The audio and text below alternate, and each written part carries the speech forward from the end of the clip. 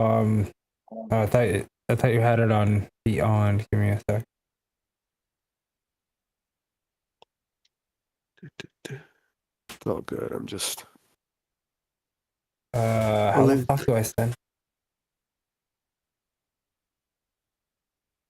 export the PDF? Would be the best way.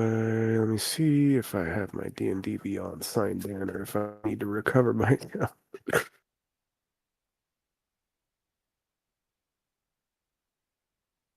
Check your messages.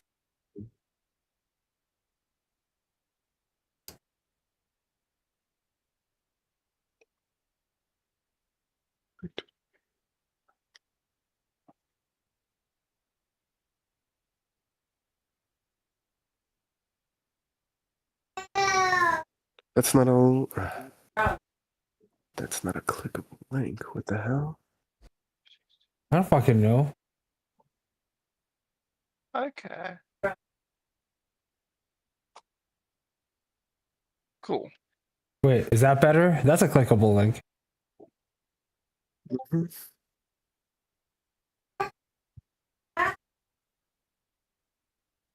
One sec.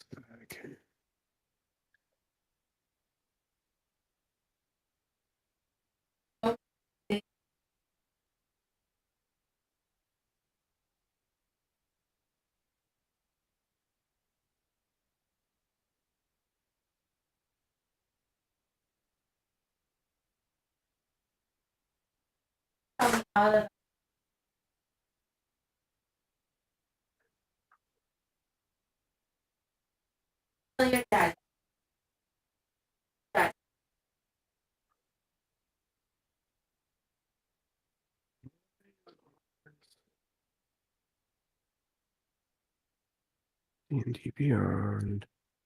Where's the option to just fucking sign in? What? It's the thing that says sign in. Yes, I understand that, but I'm clicking it on my phone and it's not. It's just leading me in fucking circles. Give me a second. Well, I put the PDF in the thing.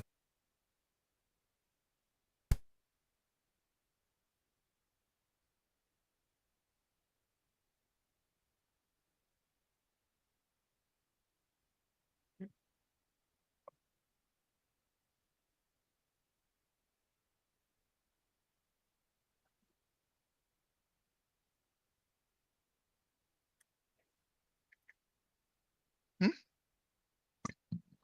D&D Beyond. Yes, thank you. Sign in with Apple, Google, Twitch, or Wizards. Okay, and then I click the Wizards thing, which I assume is my email, and it says log in with your Wizards account authorized. There's nowhere to type in my fucking.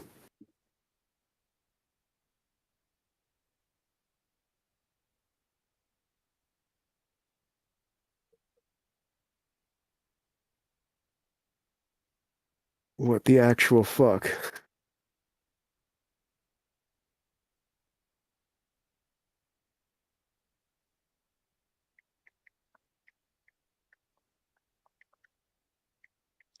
Um.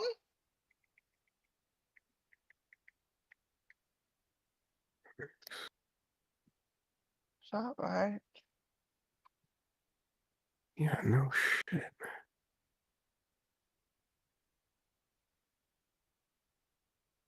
I'm sorry, but I forgot what your name was. New person. Erica. Erica. Yeah. You're good. You're I- Rob, right? I'm Robert. You can just call me Blast, though. Um, you might want to attach the chainmail to your character for AC purposes. Let me see.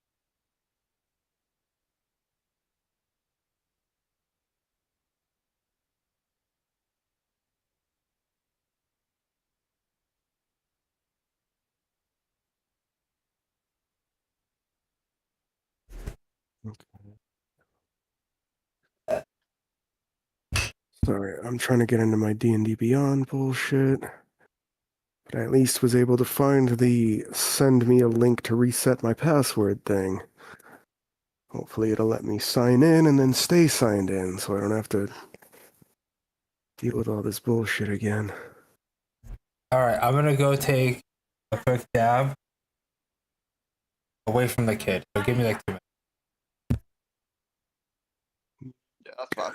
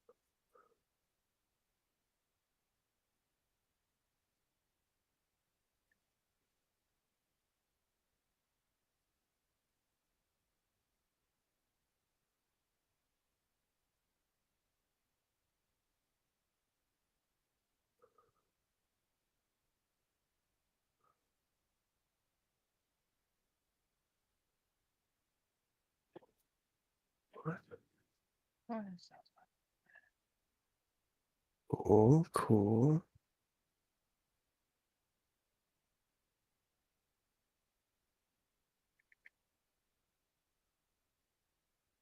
D&D Beyond. Sign in with wizards. Author. What?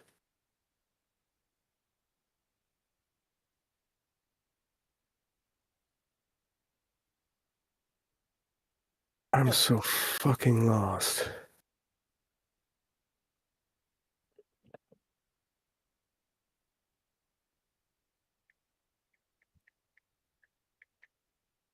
Log in.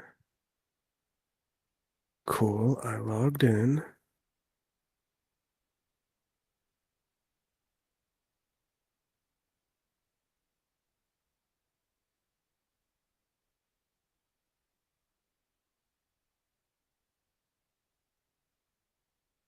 Count update. Where do I go back to the fucking...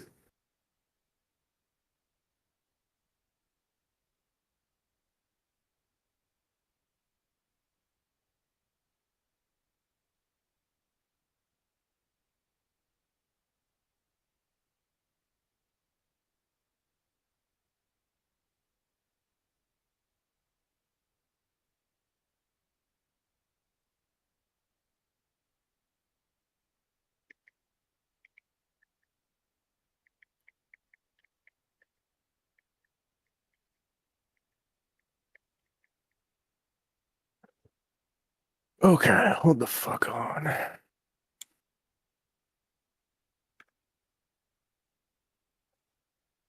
Still work on my computer, or is this bullshit just some weird fucking widget on the phone?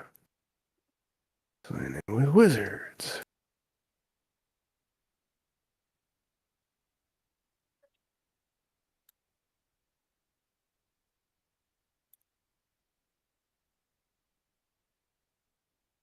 Authorize. We could not find a D&D Beyond associate.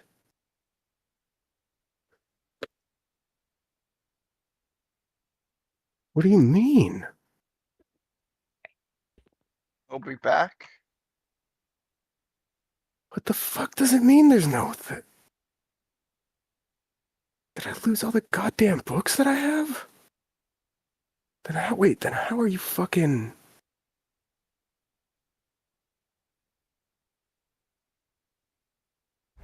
Are you using the right email? But I'm checking right now to see if it's on other Was your shit email. tethered to your Twitch? I don't think so. I'm gonna go look at my campaigns. DM Ben Bad Wiz 12. No, all the content is still here because I still got it from one of the old campaigns we used to have. Okay, I guess I switched it over to my new Google thing. Okay. Way better. Okay. God damn. That was annoying. I'm like, no, wait, I have all the books still. What the fuck? My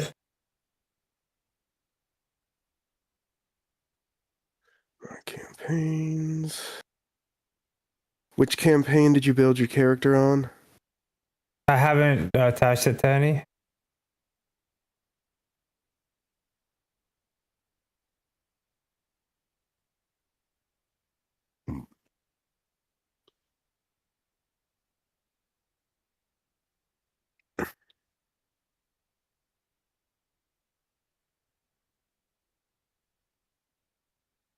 I don't even know how to do that.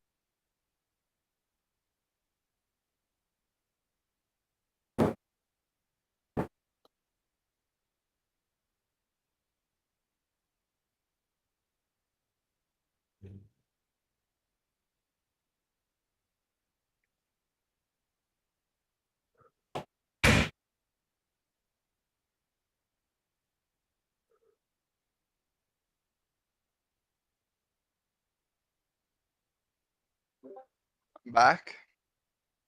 So, Whomever it may concern. Do-do.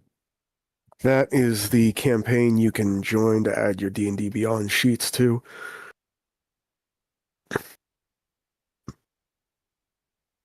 Content sharing, content management.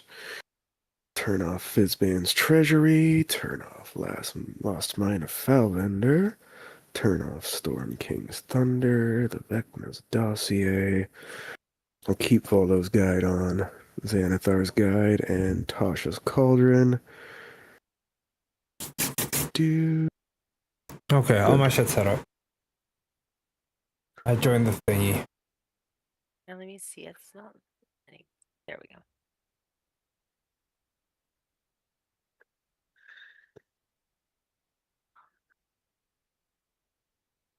Oh, I forgot how easy it was to just roll dice on this. Oh my god.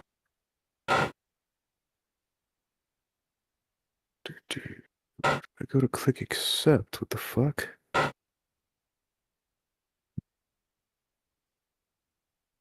It won't let me pick my character.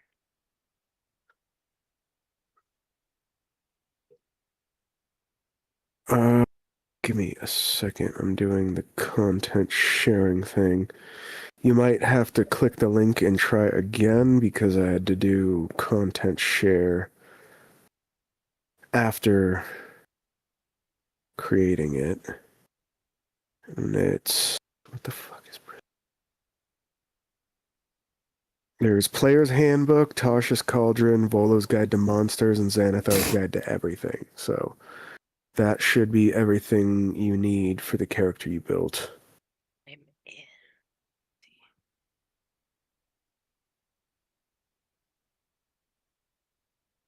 If not, you might just have to remake it real quick on there, but it looks like you were able to toss Oh, it up yeah. on there. Yeah, it was because I hadn't enabled content sharing yet. Got it. Yeah. All you need to do is just leave and join. Who cares? Oh, it tells you what other people roll. Yeah. The level 1 no race selected thing, can I delete that?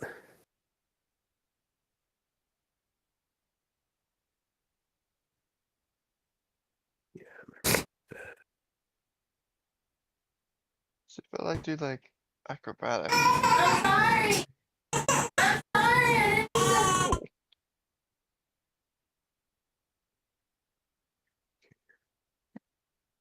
Okay.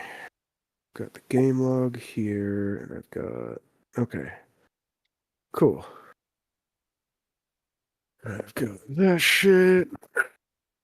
Give me a moment to review Artie's character. It's the only one I haven't reviewed. Calmater Silverleaf.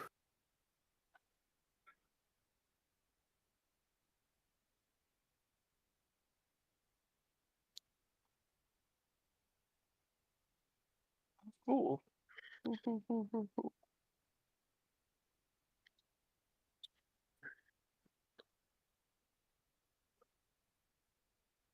Melee attack.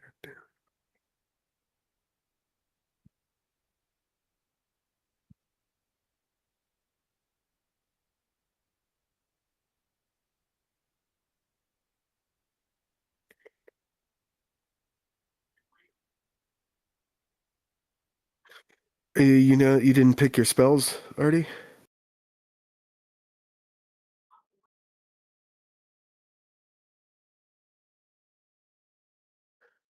Artie. Wait. I don't have any Still- spells.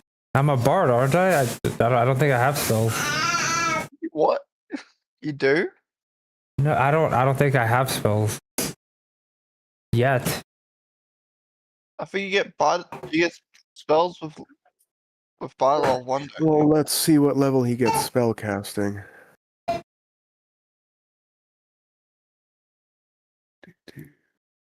to my characters. I think I can go into.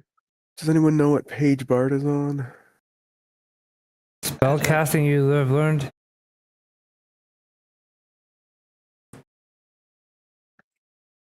Oh, I know 2 cantrips. Okay, I see. Most spellcasters start with at least a cantrip or 2. Well, you have 2 cantrips and 4 known spells. Oh shit! I didn't even see this shit. Yeah, What the pick fuck? your spells, Jim. You go ahead and take a minute to pick your spells. Okay, this won't take too long. Far as you to go, Urka Silverleaf, you were raised in this household as a warrior, basically bred to fight and die for the household. You are a half-blood, still considered a family member, but not in the line of succession. Your job your whole life has been to serve the main family branch, to give your life for them if needed. How that ties into killing the heir and what do you call it? Being punished for it is up to you. Whether you did it out of bitterness, out of preserving your clan, anything like that, I will leave up to you. But you were raised with the value of basically your job is to take a bullet for the next leader of the clan or whoever would succeed him. But your clan is also taught that, loyalty's a two-way street. So if you feel like saying, hey, this person betrayed our family, that's why I killed them, that's Yeah. perfectly fine to say that. If you want to say like, oh, they were too weak to actually take charge and I did it for the greater good, that's fine as well. It's up to you. Yeah, it was the first one. Oh. Okay. And part of the reason your father didn't just execute you is because he was fully aware, and you only learned after the fact, that he was already in the works of disinheriting the guy from being in the line of succession, making your action needless. Dang. Though many of the people in your family thank you, as the guy was a giant dickhole and would definitely have been a problem later for whoever Absolutely. actually succeeded. I agree. Whoever was going to become the heir was going to have an enemy for life.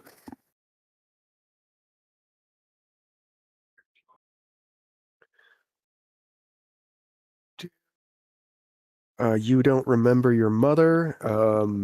The first things you remember as far as female role models go is your wet nurses, and your father spoke very, very poorly of anyone who wasn't an elf and anyone who wasn't male.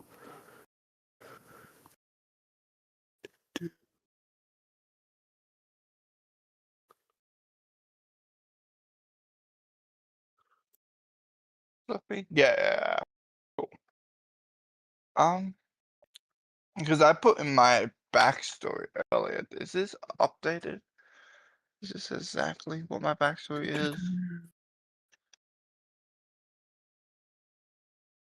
Well, I'm just addressing that because I saw she actually bothered to put it into her thing. Otherwise, I would have been asking her questions about it. So yeah, how you feel about your role and how you were raised is up to you, but you were raised to become a warrior to fight for your family. After killing the guy, you learned from your father the plan all along was to disinherit the guy. Your father felt bad because he felt that if he had let you know, you might have been more patient. So rather than just execute you, he pulled some strings to get your sentence commuted to a life sentence, serving the Adventurers Guild. Yes. Your dad is still a dickhole, though. Yeah, my He's dad just a dick. sucks. The only reason he helped you out is because, and I quote, "You may have that filthy orc blood, but the other half is my blood." Yeah. Makes sense.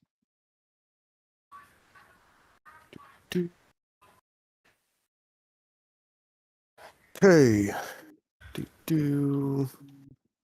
I don't see anything on your background. Do you have any specifics about what you wanted? I didn't put my stuff in the background. I put it in a Google Doc, Okay. and I put it in the thing. I replied to it, so you can click it Put it in what thing? in the group chat. Oh. And I replied to it, so you can go back up to it.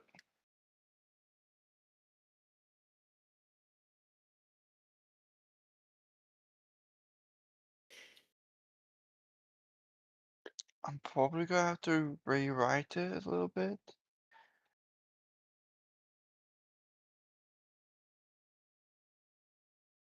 Silver Wind, not bastard son of the Crown Prince. Oh Now fuck! you're the bastard son of the Elven Emperor, actually. Am I? Yes. You? I was okay. Oh wait, no. You said you wanted to be of the Crown Prince, Yeah. which means that the dude that oh, that actually ties in nicely. That means the dude she knifed is your father. And what do you call it? You being sent away as part of the whole making sure that the line of succession isn't muddied. Because you would have been next in line after him as his firstborn son, but since he was disinherited, they had to sell you off. Your father's not married. He has concubines. You do know nothing about your mother, correct? None of you do. Unless it's like specifically part of your storyline, then we'll talk. Okay. I will edit that down then. All of your father's concubines treated you as competition. Okay. So that's fine. Pure-blooded nobles, make sure I never forgot what I was. Yes. Okay. Your father was a dickhole too, and he had a half-elf to thumb his nose at his own father, because he thought it would be funny to make a half-elf the heir to the throne. It's one of the reasons that your father didn't give a shit that he was a dickhole. He gave a shit that he would put a half-elf on the throne. That's the real reason he was being disinherited. I see. I'm just gonna remove the bit of my brother because that wouldn't make sense. Some of the I mean, it would make sense. He's just too young to be sold to the Adventurers Guild, so something else would happen to him.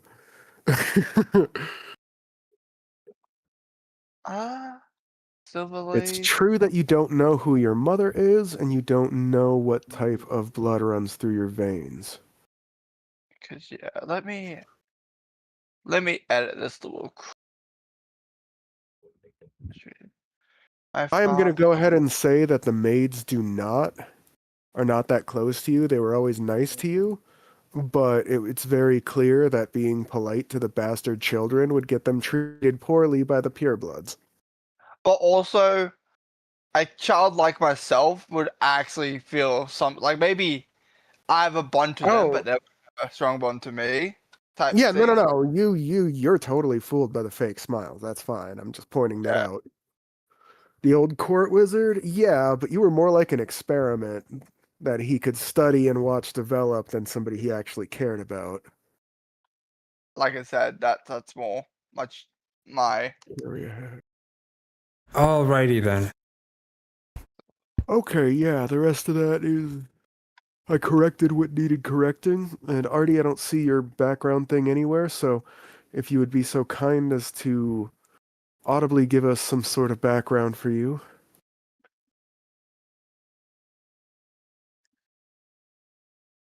You are... Were you a half... Hold on, sorry. I have D&D Beyond up on my phone. Half elf as well. What was the other half for you, Artie? Do you know what I your don't know. other half was? I didn't really think this through. I'm not gonna lie to you.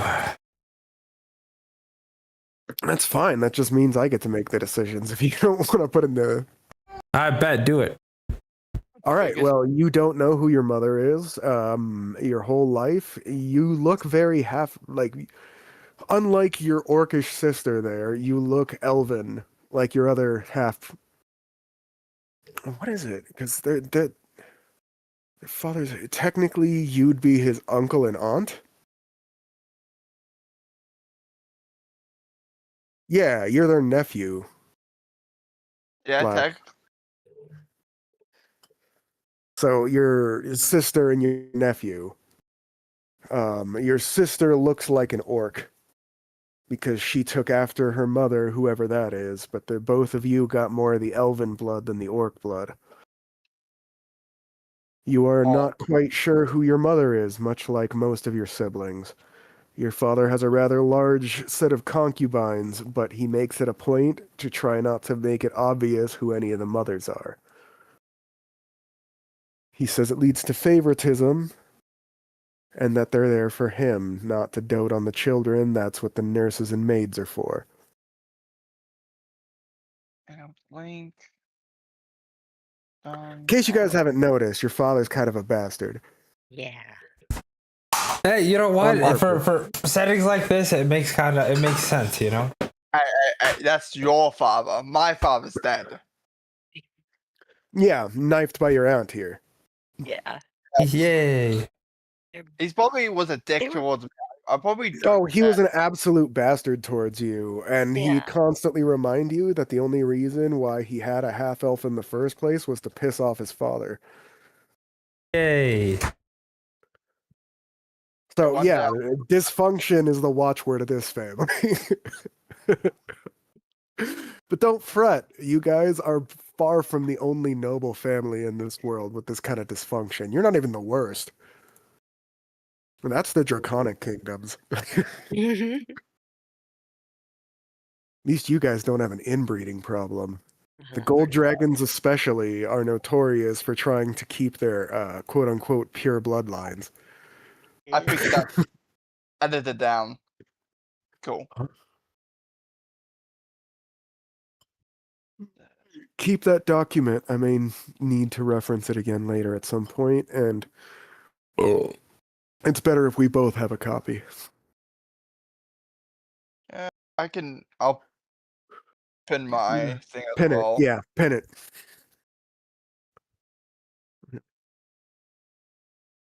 Well, you already pinned it. Good. I wasn't sure if it allowed you to pin. I'm glad it does. Yeah.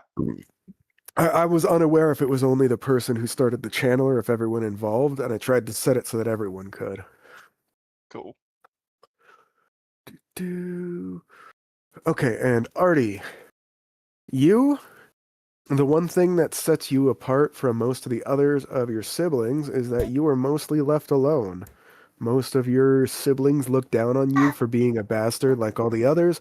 However, nobody really expected anything of you or cared all that much when you just decided to pick up an instrument, and through it, you discovered your bardic talent. Once they discovered that you actually had bardic talent, all the teachers and other people seemed to care even less about whether or not you had a proper education, whether or not you knew about courtly etiquette, and you overheard several times your father saying that you were just going to end up at a tavern one day anyway. At least this way, you'll end up making some coin on the side. I just like to talk to animals and play my drum. That's really it. Do you have the thing that lets you talk to animals? Yeah, multiple things actually. Did you update your spell list then? Yes. I don't see anything under extras, notes. Hold on, I should reload this. I should actually reload this before I start looking through for changes that might help. Animal friendship. Speak with animals. Unseen servant. Healing wound for my first level spells, and bleed ward and vicious mockery for cantrips. Do you have anything that allows you to passively speak with animals, or do you need the ritual cast for it? I would need to ritual cast for now. Okay, do you know how ritual casting works?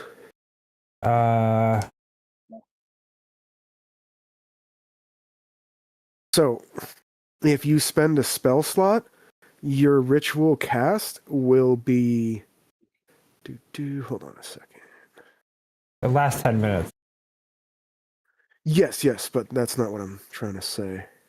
It takes one action to cast, so It can take one action to cast. To do this, you add exactly 10 minutes to the spell's normal casting time and maintain your concentration during that. You still need the required materials and components, but if, say, you have something that's like a wizard ritual spell that lasts an hour and only takes an action to cast, you can just take the 10 minutes plus the action it takes to cast. Or if it takes a minute to cast and you ritual cast, then it would take 11 minutes. But it would still expend everything else you need it to expend, but it wouldn't expend the spell slot. So I'm letting you know, if you want to keep that kind of stuff active, it would be 10 minutes on and 10 minutes off, basically, but you can take time to actually do that. Do me a favor and roll a d20 for me.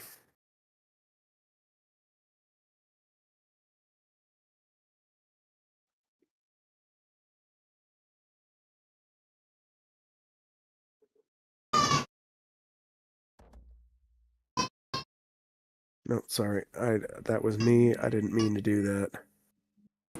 12. I actually get to see the dice roll. That's actually pretty cool. That was me who rolled that. That was an accident. You can't roll on my sheet.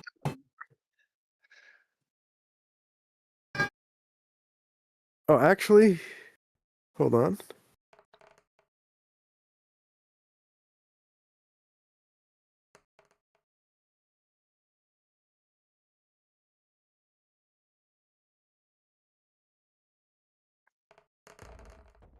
Huh, he's right. I can't.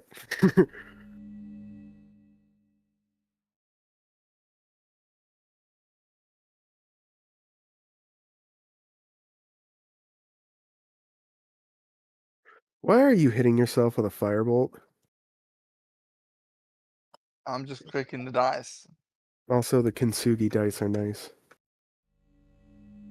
I like kintsugi things.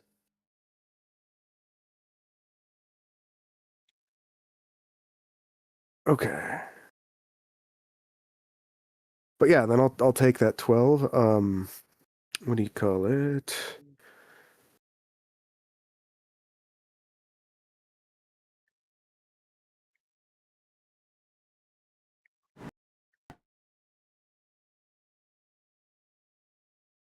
Do, do, do.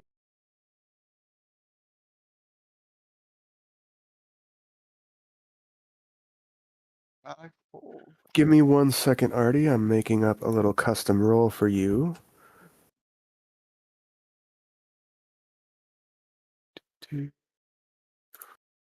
These are all my notes from the fucking liquid pain stuff and Briz, the goblin stable master that Artie kept fucking traumatizing. You remember that, right, Artie?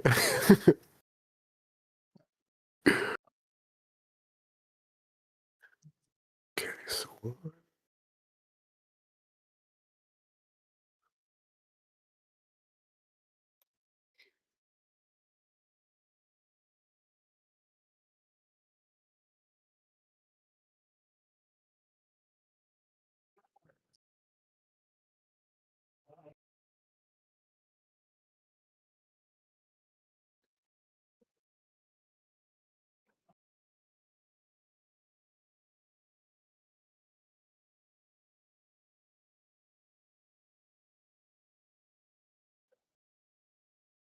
Mm.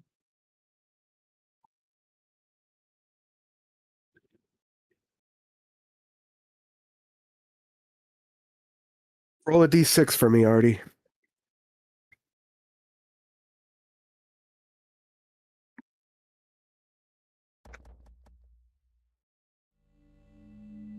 A 5. Ooh.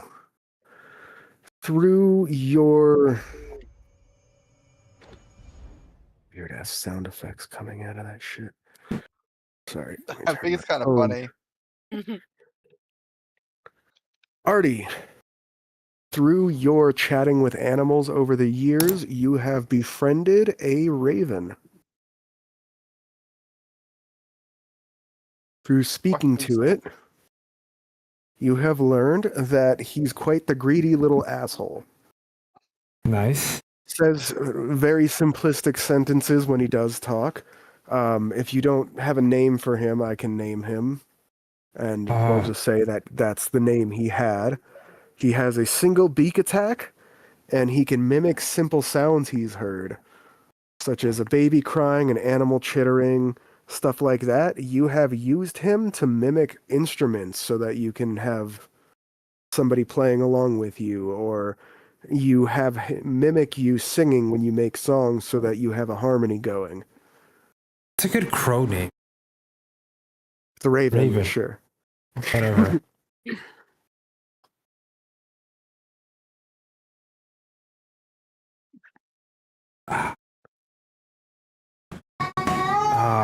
Fuck. Why are you putting me on the spot? I'm too high for this. In a game about creativity?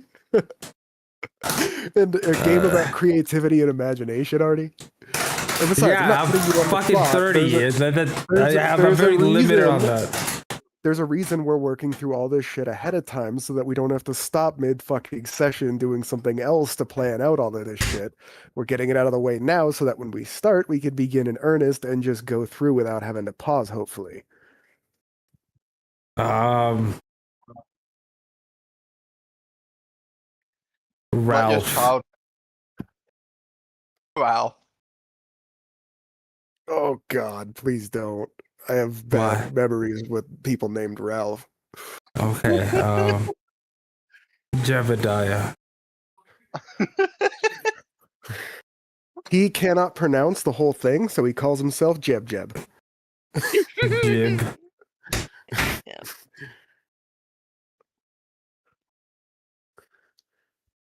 But he wanders around on your shoulder. Left or right depends on the day. But he is known for collecting different sounds. Am I a instruments fucking and stuff. pirate? No, it's not a parrot, you jackass. It's more goth than that. A lot more. It is a goth parrot.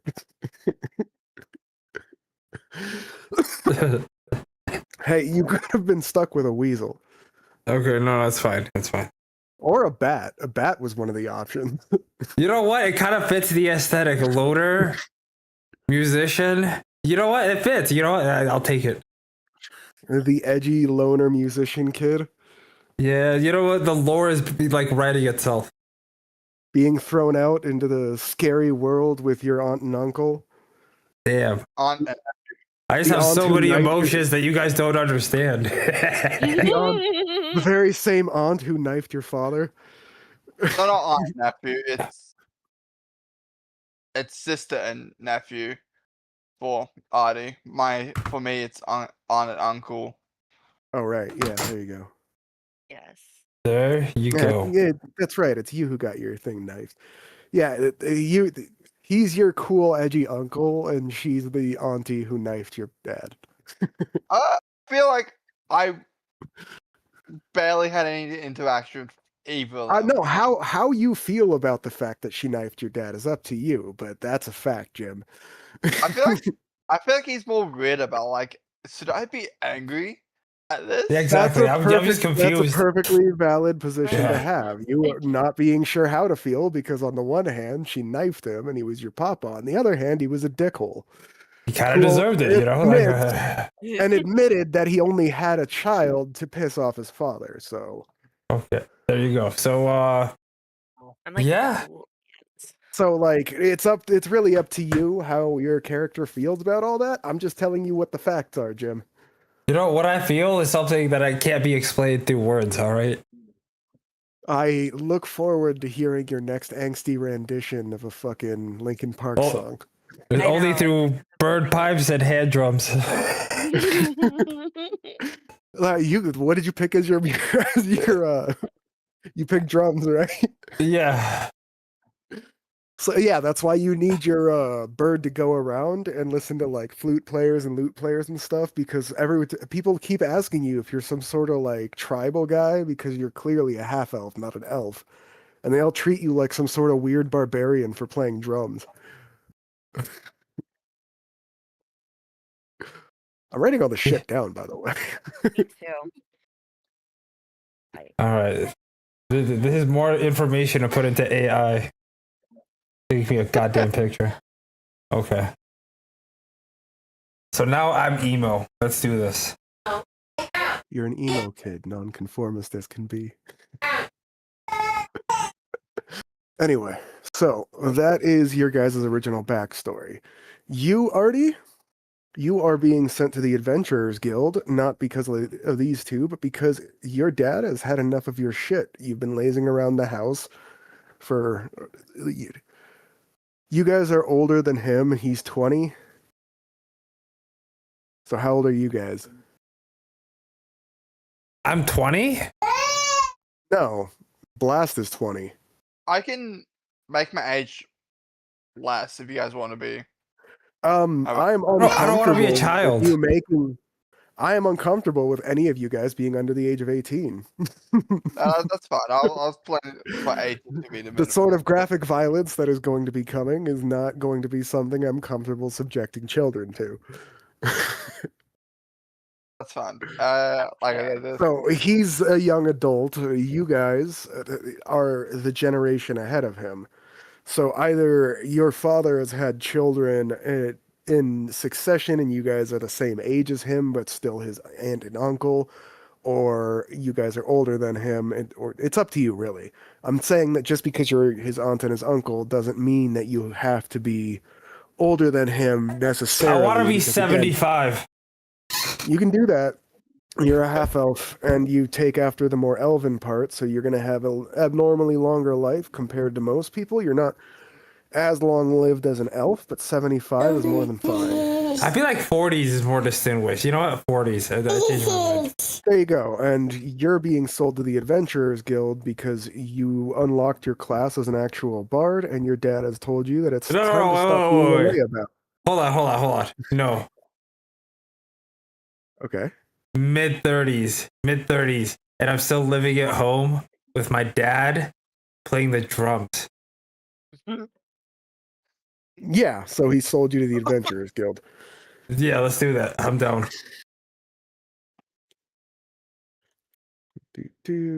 Artie. Yes.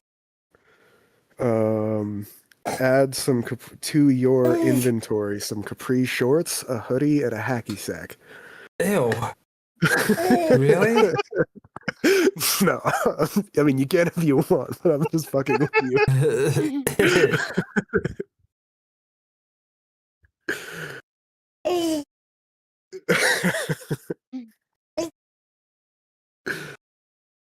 Okay, so now that we've established your guys' backgrounds,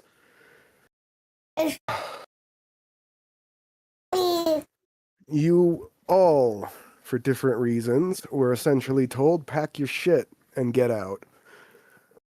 You... Sorry, it's going to take a minute before I remember you guys' characters' first names. Urka. You spent your last nights in the Elven capital, which was a resplendent golden and white marble palace centered in the center of a city that is half tree houses, half marble pillars, with massive redwood-style trees sticking up everywhere, with tree houses grown into the living wood and rope bridges made of living vines. connecting both the spires and the tree houses. The palace is the largest structure among these. You spent your last nights underground in the dungeon. There were several people in there, all wailing about being innocent, pleading for mercy, stuff like that. The dungeons of your father's castle are an awful place, nothing like the splendor of the rest of it. You were given one of the better cells because you are still one of his kids, and you were given the cell to yourself, but it's still basically just a tiny room with bars and a bucket in the corner. Yeah, dingy. Sometimes they don't even have a bucket. Right? Tay, after your father was killed, your Did you cut out for you guys too, or is it just me? Yeah, it cut out. okay. You, after your father's death, were locked down by your grandfather's guards inside your father's residence. You were then visited by several of his officials and told in no uncertain terms you are to volunteer for the Adventurers Guild, or the way they're going to remove you from the line of succession will be far less kind. They're not Yay! outright forcing you, but it is essentially blackmailing you, saying you're going to remove yourself from the line of succession, or we're going to do so more forcefully. Oh, Yeah. And even my though my character would say to that when they come to me, I'm like, thank fuck. You guys are actually fucking insane in here. Yay! Ew. They both look at you like you're crazy. One of them shakes his head and goes, fucking half-breeds. And they both just walk away. They seem to not be able to fathom why anyone would want to leave the Elven Palace. You are locked down in there under heavy guard until the time comes when several other guards in heavy elven armor come in and tell you that you are being escorted to the arena. Urka, same for you. Your short but uncomfortable stay in the dungeons comes to an end when guards come for you and unceremoniously drag you to your feet and push you forward to march into a room adjacent to the arena where they undo your cuffs and give you back your fighting gear.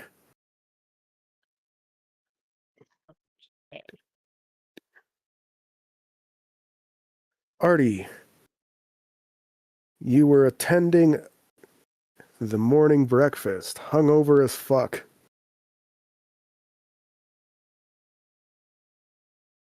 When your father had a guest, seemed to be a representative from the Adventurers Guild. You overheard them saying that while 2 is good, it might be hard to find a party for them. A minimum of 3 would be best. After you overhear this little snippet, you see your father's eyes drag over to you, and you just fucking know. He gives you a little smile. At the end of breakfast, 2 of his guardsmen come over and tell you that you are being escorted to the arena. I have my I cast the unseen servant, and I have them still hit their wallet What? pouches. Give me 1 second. Unseen servant. We're kicking this campaign off with a bang, apparently.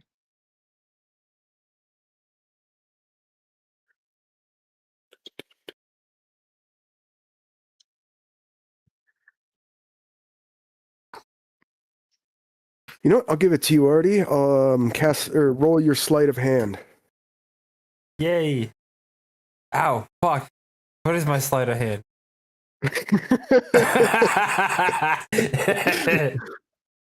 Oh, it's a +0. Oh no. Fuck, 12. You end up with both of their coin purses. Add 30 gold pieces and 55 Yay! silver pieces to your character sheet. Yay! I think you guys are overestimating the capability of some people. They're average people, but they're like high tier for average people, but they're warriors. Their passive perception is not great. Which, and you know, you'd think would be weird as guardsmen, but here it is. Fucking royal guardsmen. Shit passive perceptions. Fucking assholes. Yeah. You know what? You know what? They need the money. Fucking pores. Right. Actually, the royal guardsmen Shut are up. considered minor nobility in this kingdom. I'm It's trying to one way rebel, for man. average Just leave me soldiers- alone. One way for average soldiers to become minor nobility, it's to work their way up into a position as a royal guard. Becoming a royal guardsman automatically makes you into the lowest rung of nobility. Basically like a landed knight in feudal times. I see.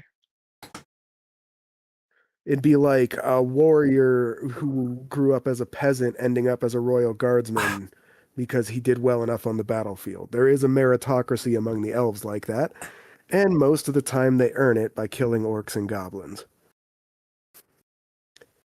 I actually have 25 gold. I think that's for my noble. Yes, Okay.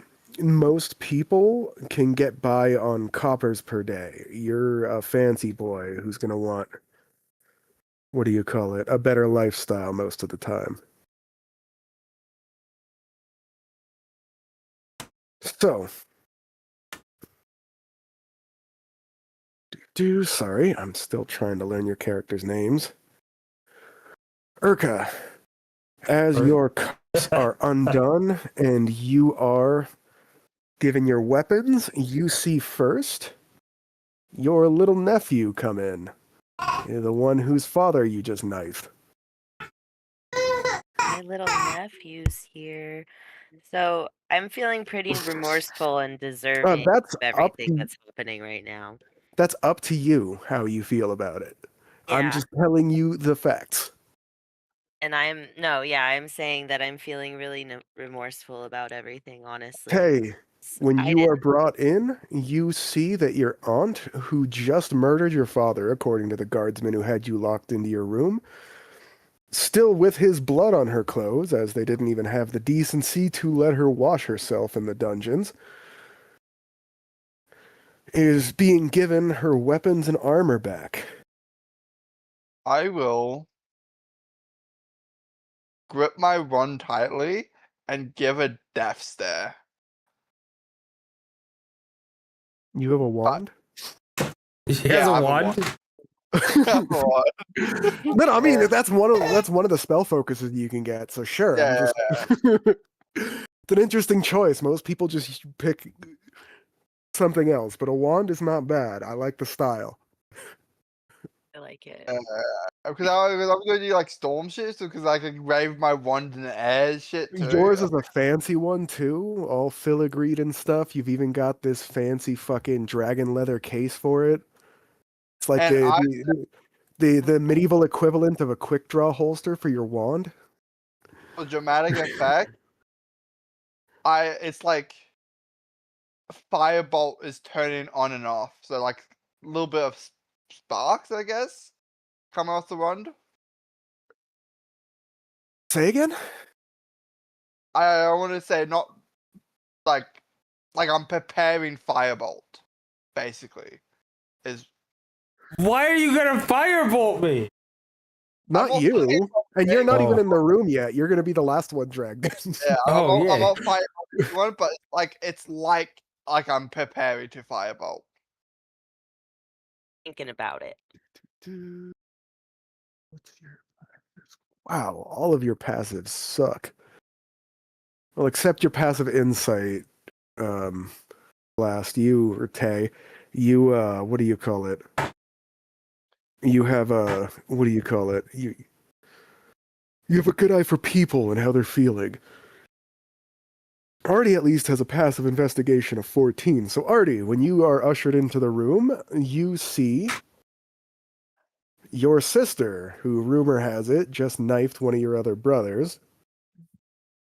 Yay. and your little nephew, whose father she just knifed, staring each other down with little bits of sparks coming out of the tip of his wand.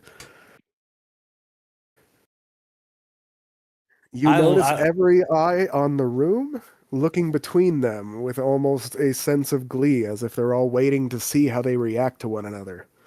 I laugh at the nephew with his little wand sparking all over the place. It's so fucking cute. How old are you? Yeah, that's right. You're mid-30s. How Yeah. old are you, Urkham? Like Or same, like middle age, but Urka. for my age group, yeah. Okay, so you're in Artie's age group. 30s, 40s, yeah. Okay, so yeah, he's laughing at you guys and calls you. Okay, More at the kid with the wand. And it's sparky everywhere. You're the first person hearing this chromatic orb. you see one of the guards lean in, who looks like he's more of a spellcaster himself, and he coughs in your ear, Tay, and says, "You might want to take a few steps back before antagonizing melee fighters. Just a tip, one spellcaster to another."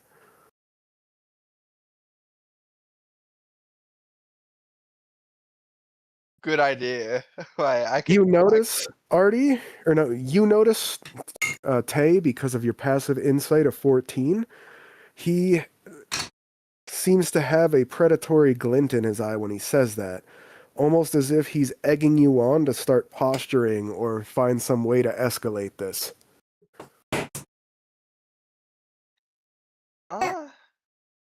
Artie, with your passive investigation, you seem to notice that all of these guys are not paying attention to their coin purses.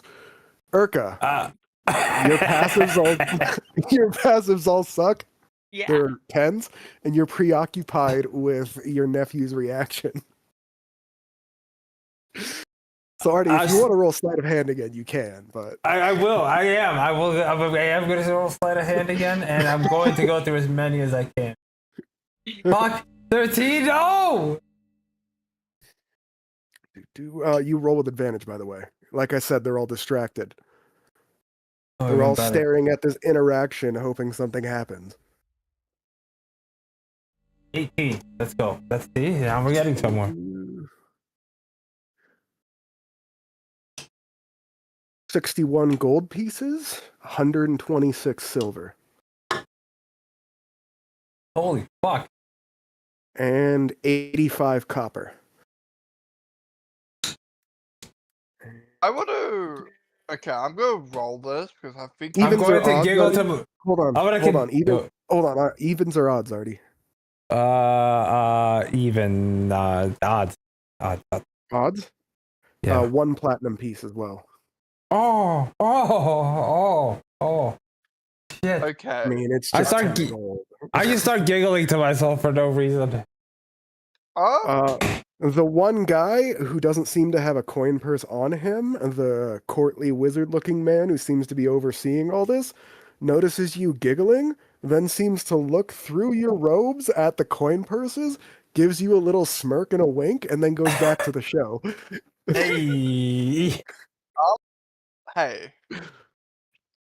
You recognize him as your father's court spellcaster, who's every bit as much of a bastard as your father, but a lot more fun to hang out with, because he's more of the evil hijinks and shenanigans than just being a general dickhole. I'm not gonna get sent off to some fucking unknown place with no money, alright? Yeah. I will. You guys are then all surprised as the door bursts open on the other side, and your father, as well as several of his guardsmen, and a very gruff, elderly-looking human with silver hair and a long sword tied to his hip, come in. Your father is dressed in his normal armor, which is hilarious to you guys because you've never seen him fight a day in your lives. You know he's supposedly powerful, but he's also very lazy. He storms into the room with this dude at his side, and he says, A useless half-blood children. And, I suppose, grandchild. But, if it's any The only- consolation, I The don't only like you useless thing either. I see is that armor. Huh? What'd you say? I didn't hear The you. only useless thing I see is that armor on some fat guy. You see a little smile curl up the corner of his lips, and that terrifies the shit out of you, because you've seen that look every time your father does something horribly sadistic. He ignores your comment and continues.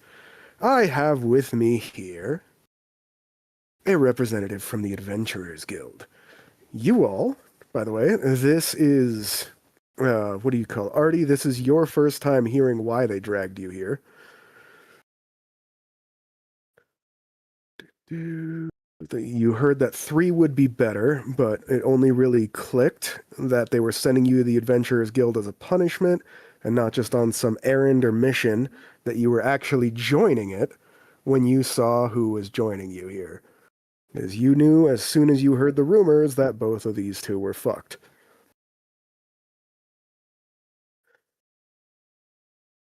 He says, I have with me a representative from the Adventurers Guild.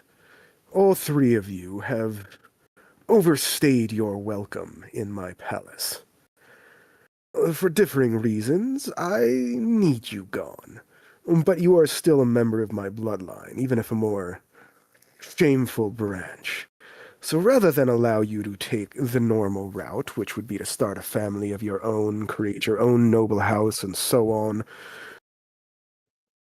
I am going to make a good faith gesture to the Adventurers Guild and give them one more adventurer than our 50-year quota states. For those of you guys who actually paid attention when they were teaching politics in your guys' family, you know that an agreement with the Adventurers Guild and many of the royal families around the world includes having several people sent to join their ranks after so many years. They don't have to be members of the family, but they do have to provide members who do good work and stay in good standing in order for them to be allowed to have adventurers operate within their kingdom. I will happily go. The only thing I request is that you give me a cash lump sum and buy me out. I would like to persuade you into that. Persuasion with disadvantage. He clearly does not like you already.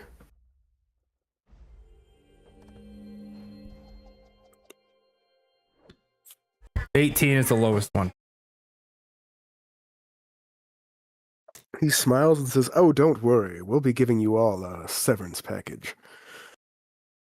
After all, even if you are shamefully leaving the family to go serve punishments, you'll still be representing the royal family of the Elven Kingdom. People will judge us based on your actions, and I expect you to not only show the proper decorum, but also comport yourself in a way that does not bring shame to our family. That's crazy. Understand? That just sounds like that added. His eyes linger especially on you, Artie. Sorry, continue. I just had to finish what I was saying. I mean, you know what would help us do that? He rolls his eyes. Let me guess. Money. A lot of platinum, yeah. He just gives you a deadpan look and says, "You've gotten far too predictable over the years, my son."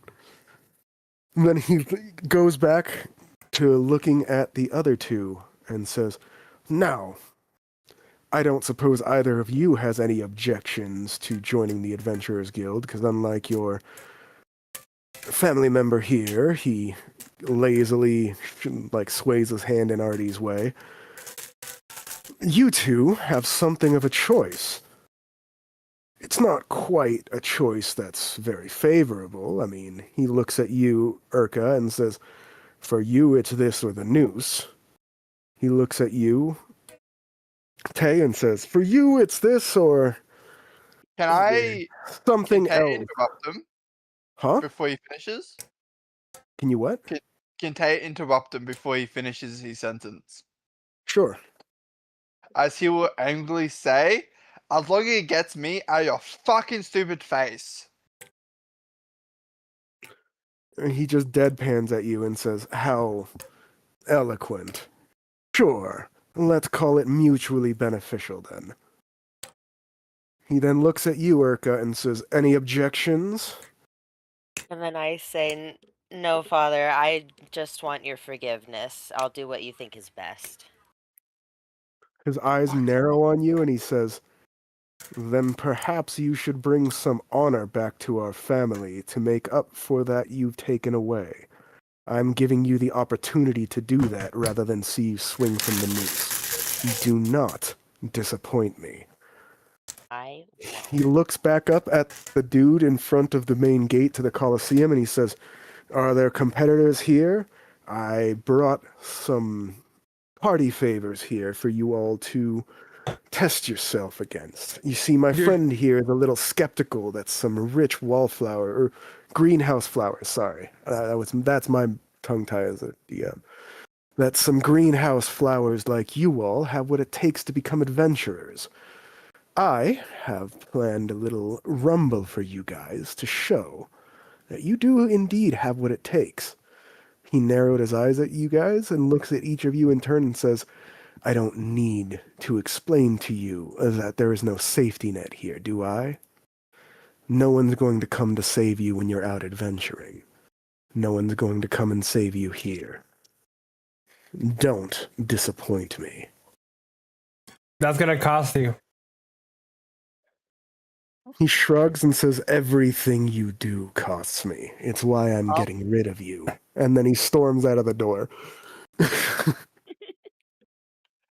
I will do something now. I want to use a spell message towards Yorka. Urka. Is that how you- Okay. Urka? Just Urka, I'll- yeah. And one simple message. Why?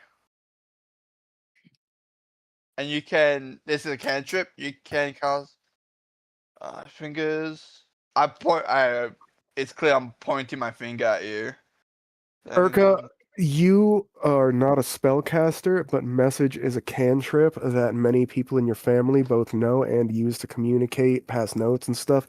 You have used it several times when you were a child, and in your capacity as a guard for some of the other people, you've had messages passed this way. You are well familiar with this particular spell. Oh, You okay. can reply in a whisper. That Yeah. only. Yeah, but I- I explained that to her because your cantrip doesn't give you enough words to explain that, and explaining that out of character would be metagaming. So her character does indeed have knowledge of how the spell works. Cool. Okay.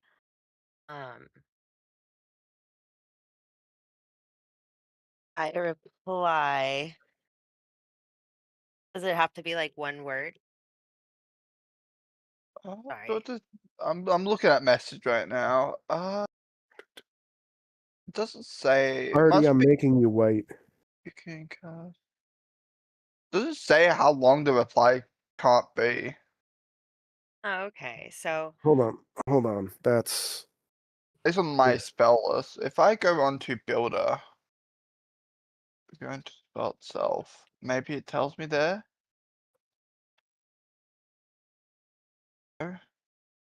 Hold on.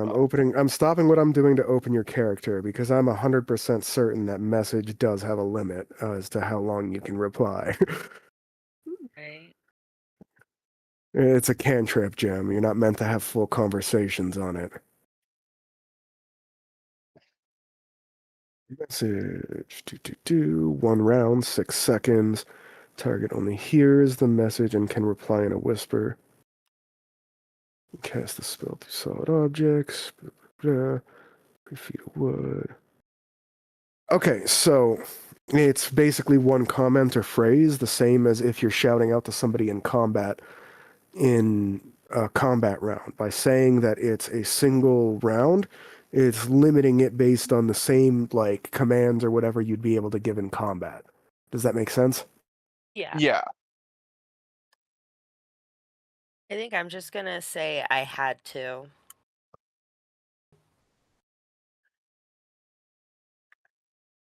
Does my character?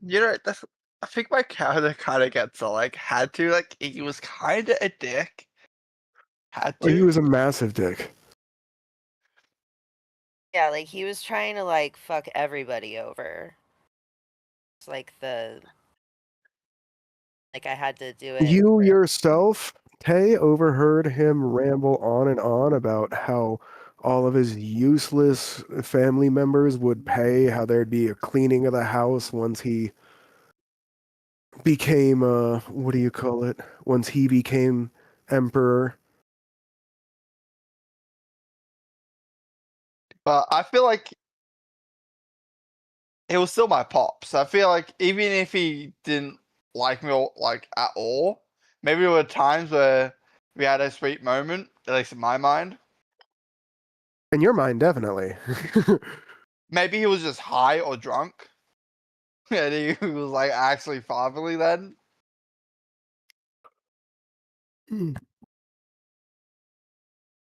But still, it's still my pops. So I think he's just more confused as he will stop the sparking of his wand, I guess.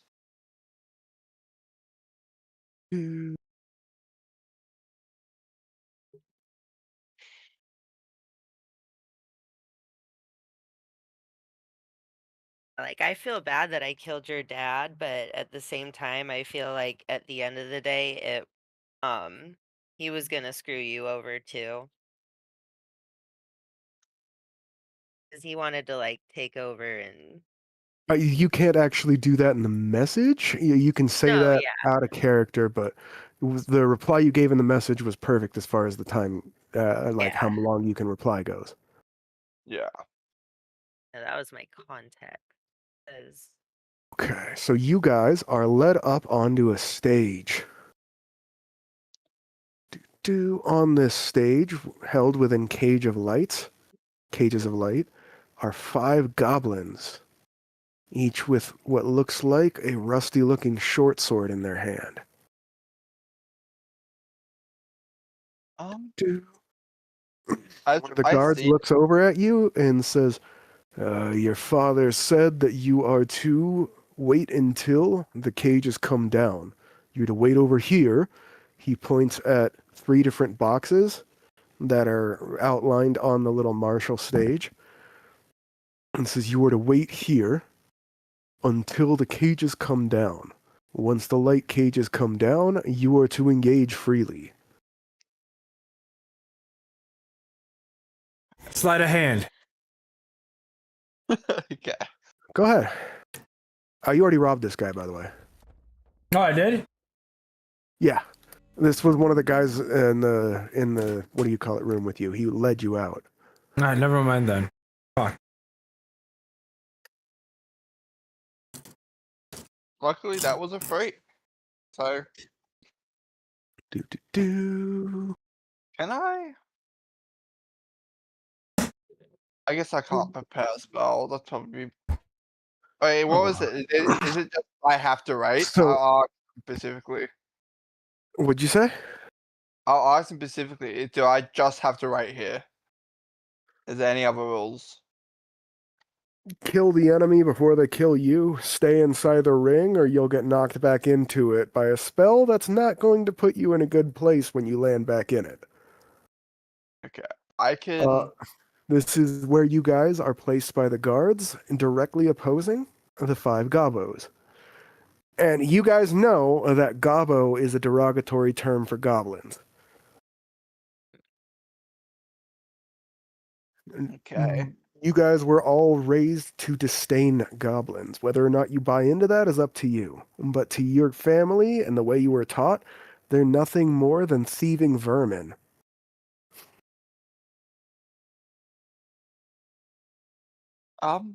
Everybody, guess- roll initiative. As the guards stream out away from the cages, you see your father up in a box, 13. looking down. say over here.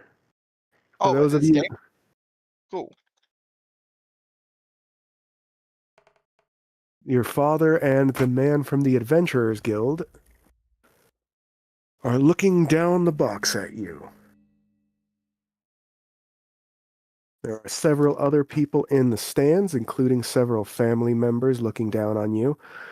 Urka, you see several of your brother's concubines that you knifed looking down at you. Some of them with disdain, some of them with what look like mixed emotions on their face. At least one of them gives you a broad grin and a double thumbs up. I start playing my war gong. As soon as you start... Wait, you have a war gong? Yes. You start playing your war gong, and you hear several what sound like, what do you call it? Middle-aged women in the stands shouting, "Cal, Cal!" One of them screams, "Play Freebird!" I think Type, as he hears the war gong, will be like, "Can you stop playing that fucking shit?" Several of what you now recognize as your uncle's groupies from the local tavern start booing you when you yell that.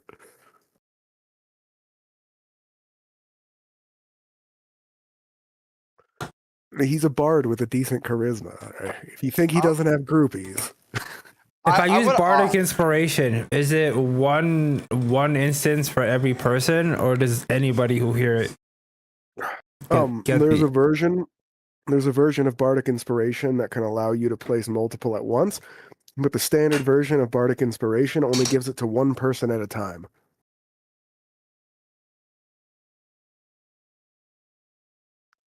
You can double check that to see if your archetype is the exception, but I'm unsure about that. I've very seldom played Bard. I do know there's only usually one exception to that. Okay. Yeah, I don't think he has these subclasses yet, right? As bard Nope. for one. Nope. Yeah. I got a question. Are the rules there included in the battlefield? Wards? Yes, you know from your time, this is the martial arena. It's a dueling ground and a tournament ground. If you can see the, what do you call it? If you can see the stream here, there's one barrier that surrounds the stage itself and a secondary barrier that surrounds the stands.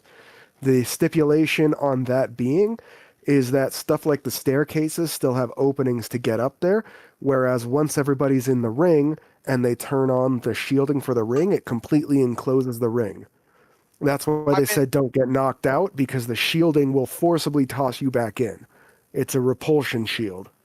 I'm sorry, but you know, like I don't know what the thing would be called, but like the wall up top, like if you were to go, what is that, north or south?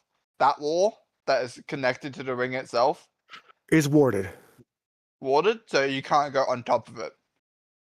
You can go on the inner part of the eaves, but you cannot go past with these the wood panel here on the top, this log. That's where the barrier actually starts on that end. So it would be contiguous with the log in the center here and the gate.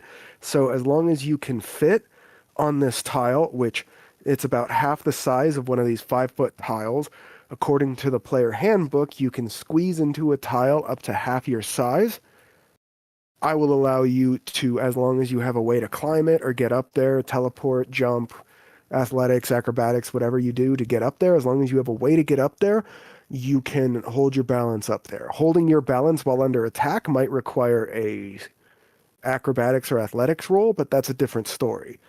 From what you can see, though, none of these goblins have projectile weapons. Yeah, cool. That's it for me. Good on you for noticing that and using the terrain. Also, Erica, I'm not sure if you are familiar with how I do inspiration in D&D, but you gain like a D6, a D4, something like that.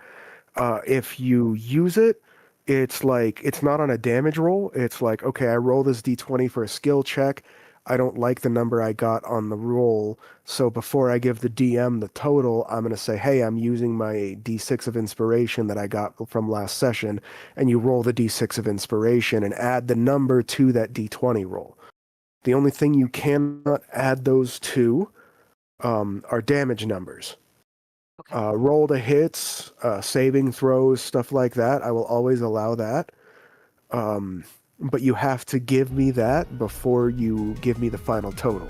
If I say like, hey, this is a Constitution saving throw, you give me the total, and then I say you failed, I'm not going to let you say, hey, well, can I add my inspiration? You have to add it before giving me the total.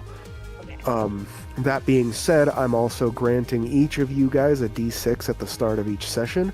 And since this is the start of the first session, I'm giving you guys 3 d6 to start with instead of 1. You do not start with a total of 4. You're getting 3 for the first session. Yeah. If you don't use them, they carry over to the next session. You will get 1 d6 at the beginning of each session, and if you guys do good things, I'll give you inspiration for it. I bring that up because right now I'm giving Tay a d4 for using the terrain, or even just looking at it and thinking about using the terrain. I like where your head is at there. Plus other, add other, cool, okay. So 3. So you have 3 d6s and a d4 to start with. Everyone else has 3 d6s to start with. At the beginning of next session, no matter how many you have left, you will start with a 1d6 at the start of the session. I will then award anything accordingly. Honestly, the most I'm probably ever going to award an inspiration is a d8, and that's got to be like, oh, you landed a fucking triple backflip knife throw when you're completely unskilled in it or some shit. They're meant to supplement rolls, not be the entire roll, you know? No, Yeah. it's good. So, with all that said, if there's not any questions about it, everyone roll your initiative. I did. Oh. I got a. Let me double check. 13. 13. You know you can click the initiative button. Erica? Yeah, you can just click the area on D&D Beyond where it says initiative and it'll roll that stat. Oh, okay. It's a general rule of thumb for anything on D&D Beyond that if you just click the thing, like an attack or a stat roller or like a skill check or something, usually if you Okay. just click it, it'll give you the option to roll it. Oh, okay. Yeah, I haven't used D&D Beyond before just to make characters.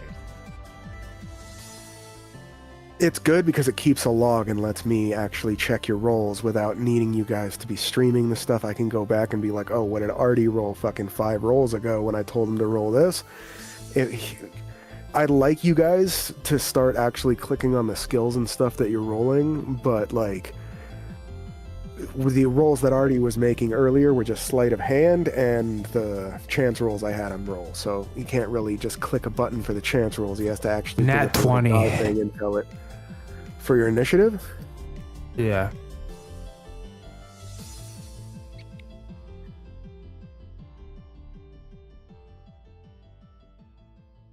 Indeed.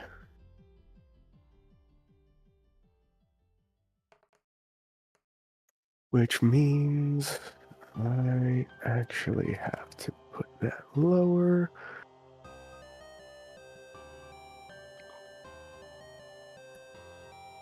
You tied with one of the gobos, but player characters always break ties. So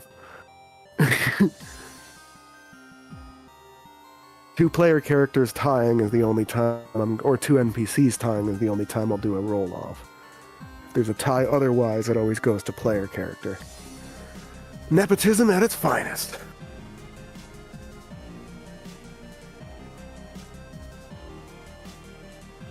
Don't say I never did anything for you guys.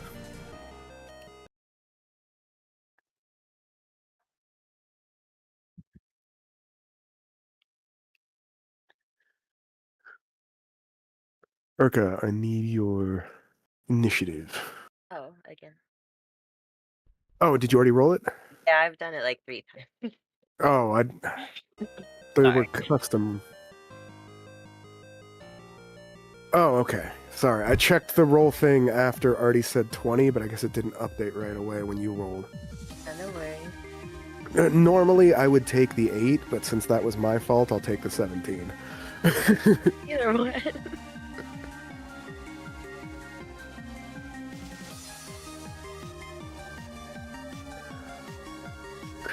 Okay, so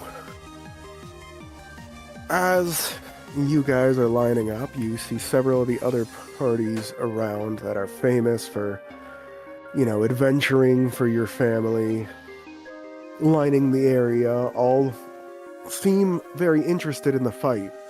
Many of them are known for being quite strong, and contrary to some of the higher echelons among your family, the ones actually on the front line, seem more interested to see how you guys do than any sort of spite or malice.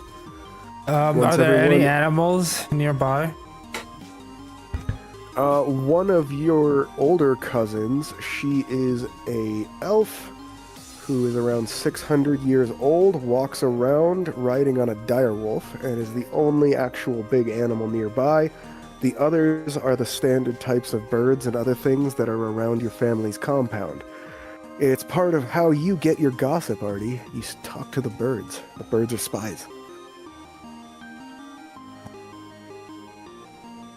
The birds are working for the CIA, and the CIA is Artie's spy name. But yes, there's several birds around, several small squirrel-like creatures. The general types of small critters you would expect in like a garden or grove, because there is a large grove of magical trees around here that are cultivated because their fruits and leaves are used in alchemical reagents. Specifically in mana and healing potions. Not mana, sorry, spell potions. The Elven Kingdom is famous for having quote-unquote spell potions that you drink the potion and they restore spell slots. Oh, that sounds useful. Yeah, I thought it would be fun to add like a mana potion, basically. It always bothered me that there was no actual version of a mana potion in D&D, so I made one. To be fair, it's kind of good. And they're also incredibly expensive, and it's considered a status symbol that the Elven royal family keeps a stock of them for their adventuring groups. You weren't giving any. Cheap bastards. Well, I mean, it's also family policy not to give them to anyone who can't cast at least a 3rd level spell. It's considered kind of a waste.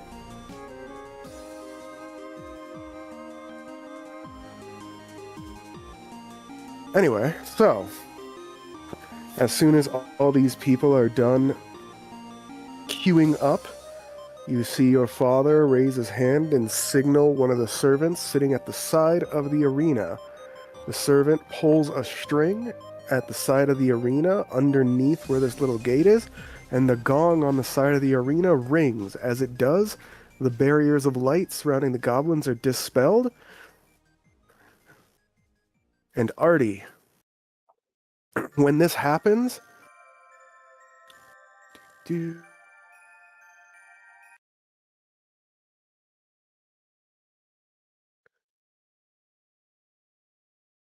as the gong rings, it uncannily catches the sun, blinding Urka, Kay, and 4 of the goblins with the brilliant morning sunlight shining above. They all reel and recoil, all except for you and one of the goblins. This guy over here. Seem to be blinded by its splendor and majesty. Your turn. Excuse me. My turn? Correct. That is correct. And each of these squares is 5 feet. Be thankful I started you guys. Yes, be thankful I started you guys far apart, because otherwise the goblins would just swarm one of you at a time and shank you to death. I do not intend to be forgiving towards anyone but Urka. And even that, I intend by making you learn by watching these idiots booby into traps. I'm down. That's how you learn. That doesn't mean you won't booby into traps. It just means I'm less likely to have you do it. if you don't take point.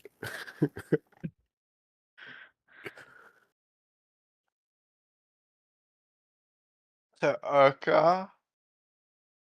I'm going. I thought it was I'm- Artie's turn. It is. I'm going to. Oh yeah. What's up? You gotta be taking most of the hits since we're kind of fragile little men. Mm-hmm. Yeah, you're a fighter with 2 Yeah. support classes. Yeah. I'm ready. I'm actually Alright. 5'8" as well. I don't know how tall you are. You might dwarf me. Oh, When you guys are sitting there, while he's deciding, the raven on Kalmatar's shoulder looks over at Yute and says in your father's voice, "Half-blood." Yeah. fire I'm gonna bolt. cast. Raven. I'm gonna cast Vicious Mockery on. Oh wait, can I even reach him? How much are these squares? 5 feet. You do have a 30-foot walking speed. 1, 2, 3, 4, 5, 6, 7, 8, 9, 10, 11, 12? 12 times 5 is Oh, I can do it from where I'm standing. Yeah, I'm gonna Vicious Mockery. that you can see within range, 60 feet. Wisdom save. What's your spell save DC? Spell save DC. 60. That is actually perfect range for you, by the way. 13. Spell save DC. It's a wisdom save. Are you going to speak the insults yourself? Because you're casting the spell, but I'm not going to oppose you actually throwing out an insult. Are there insults against our own race? Slurs in particular? Knife ears? Yeah, I'm gonna just start insulting like the dude that's forcing us to do this, but not really at him, at the gobos. Knife ears, tree climbers. Yes.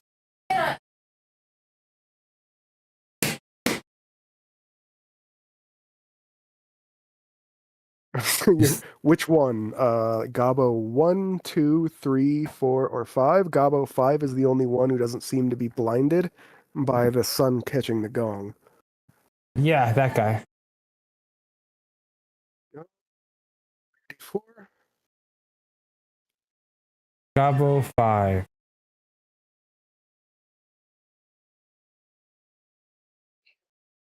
Yes, on Gabo 5.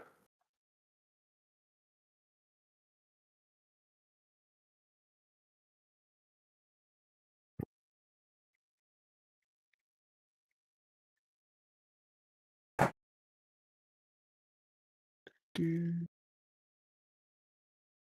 I need to roll? A D4. It does 1 damage. And it has disadvantage if it fails, obviously. Disadvantage on its next attack roll. Well, you see it did damage, and if it failed its or if it succeeded its save, it wouldn't do the damage either. Yeah. You can tell it took damage. And then I'm gonna use a bonus action. And I'm gonna play my war gong. Then I'm gonna give bardic inspiration to Erica. Do you want to explain her bardic inspiration, or should I? So you gain an inspiration die, a 1d6. For 10 minutes, the creature can add it to one ability check, attack roll, or saving throw. The same rules as what I told you, but you only get to do it once within the next 10 minutes. You can only add 1 inspiration of each type to each roll. But this bardic inspiration will allow you to add a d6 to any of the rolls you make in the next 10 minutes that are skill check, ability check, or saving throw, and you can also add one of the D6s I gave you. You can't add 2 of the D6s I gave you. You can't double stack Bardic Inspiration, but you can use one of the normal and one of the Bardic. Okay. So it's what, a D6 already? Yeah, it's a Yes. D6. Yeah. And I continue playing my war guard intimidatingly. It's the what do you call it? The iconic sound from the Dragon Ball Z World Tournament arcs or not Dragon Ball Z, Dragon Ball World Tournament arcs. That's what it sounds like.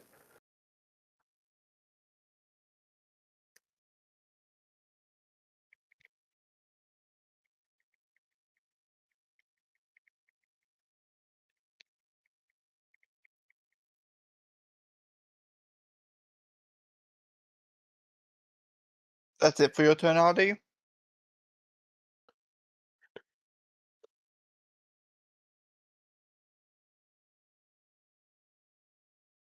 You still have movement, Artie, if you want. Okay, Artie. Okay. Artie. I'm fine. I'll chill back here playing my war guard. That's turn. Okay. Then Gabo 5 is going to move. Hold on.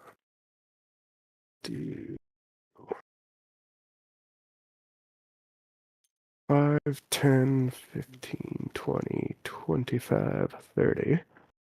He is then going to sprint. 5, 10, 15, 20, 25, 30. To put you in between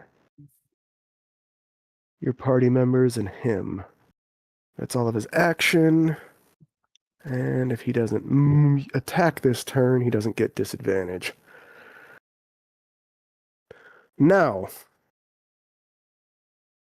that was a surprise round because both of them got nat 20s on their initiative roll. That's what that whole you guys getting blinded by the gong thing was, is a flavor excuse that Artie and the Goblin get an extra turn. Artie, back to you. We start the normal actual round now. What the fuck? Really? Surprise round is over, bitch. Doug,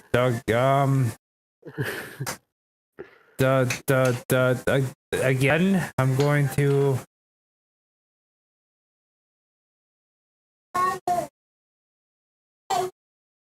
And fuck. just, you can add a second Bardic Inspiration. It does not get rid of the one you cast already if you want.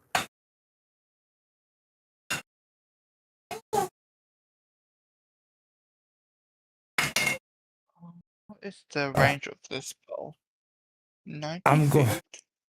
No, I'm going to use a spell.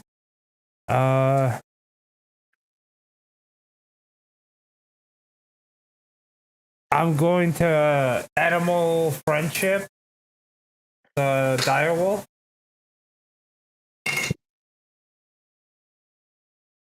Your spell does not make it through the barrier. It fizzles and does not consume a spell slot. Okay, never You mind. recognize that you are in a closed environment. Does that take up my turn? No, I said that it fizzles but does not consume the spell slot. All right, Vicious Mockery at Gobbo 5 again. Roll your d4. 3. That one seems to have done quite a bit more damage than the first one. And it looks at you annoyed. Would you like to add more insults or go with the same? More of the same.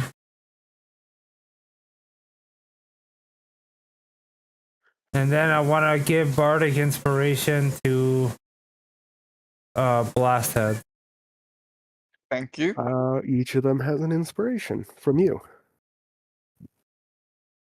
Is that your turn, sir? Yeah, I play my War Gong intimidating.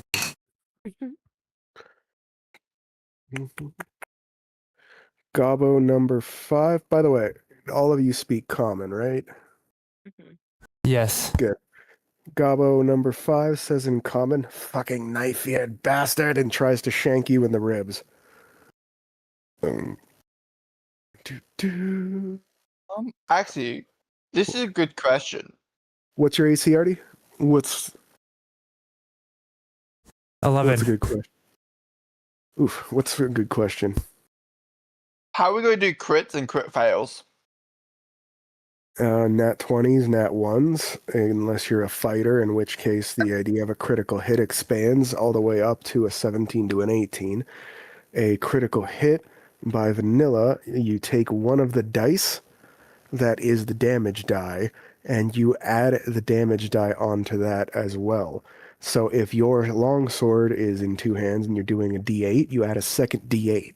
If you have a great axe, which does, 2d6, you don't double that, you add a third d6. Okay, cool. Critical fails and critical successes are going to be the best or worst of the possible outcomes. And that 20 does not guarantee success, it guarantees the best possible outcome. Does that make sense? Yeah, I know If you roll to seduce the fucking level 20 dragon who's about to eat you, the best outcome is that it chuckles and might let you go. You're not going to succeed. Yeah, because I just want to ask, like, sometimes nat ones, I know some people do some, like, funny stuff. Like, Well, there's going to be funny stuff, people tripping over each other, hitting their allies, stuff like that, but it's not like I'm not going to make physics break itself to punish you. It's going to be the best or worst possible outcome for you. You know, you nat 20 trying to bluff something that's an obvious lie, and the person is just going to chuckle and think it's funny that you think that you're joking, think that it's hilarious that you thought that you could get away with an obvious lie like that, and just laugh it off rather than fucking beat your face in for trying. yeah, cool. I just wanted to get that out of the way so we don't have confusion later for crits. Okay, and you said your AC was 11, Artie? Yeah. Take 3 slashing as it shanks you in the ribs, but the blade skates off of your left side of your rib cage, leaving a long cut, but not penetrating any of your organs. I said that's -3, right? Yeah. Dude.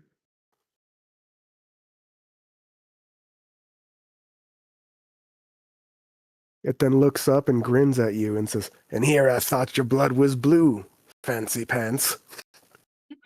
You look down and realize that your pants are indeed fancy.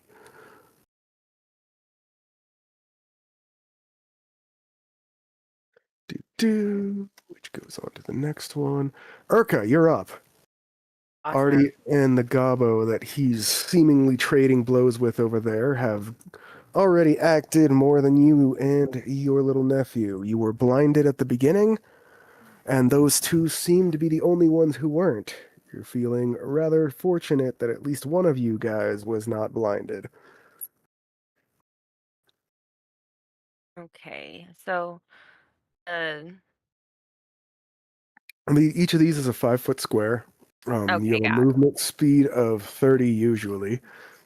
A bonus action, if you want to try to make it all the way over there, is dash, which allows you to use your action to double your movement speed, but then you won't be able to attack. If you want to move and attack on the same turn, you'd have to go over and attack the one that's attacking Artie. Well, yeah, I'm gonna hit goblin number 5 with my short sword. Okay, so 5, 10, 15, 20, 25, 30. That would get you into what's called flanking. Are you watching the stream on Discord? Oh my god. Okay. Yes. So you started here. Yeah. This is you. Yes. 5, 10, 15, 20, 25, 30. This is Artie. And that would put you into flanking. It's when you surround the enemy on exact opposite sides, the enemy can try to do that to you too. But what that does is it gives you automatic advantage on your melee attack check. Okay. So you automatically roll twice and take the higher. Okay. Mm, But that's because of your positioning. yeah. That's something that's going to be very important for you as a fighter. It's also important for rogues, but We don't have a rogue. true, but Honestly, if we get ally, I kind of want. We kind of need like one more person to take it's supposed to damage. be I guess. Aztec. Yeah. But don't worry about it. You guys are still technically in the prologue anyway. And with your guys' family-centered background, it might be better for him to join later on anyway. No, we could always retcon him being a member of your family and you guys just meeting up with him and being like, you! Okay, got so set now up that there. you're there, you want to make a melee attack check, which is a d20, plus your proficiency bonus, plus your strength modifier as a warrior. That's your roll to hit. Then when you roll damage, it's whatever damage die it says on the short sword, plus your strength modifier. Your proficiency only adds to the roll to hit, not to the overall damage, but the strength adds to both. Unless you're using dex, in which case it's the... But you're an orc, so I assumed it's strength. Mhm.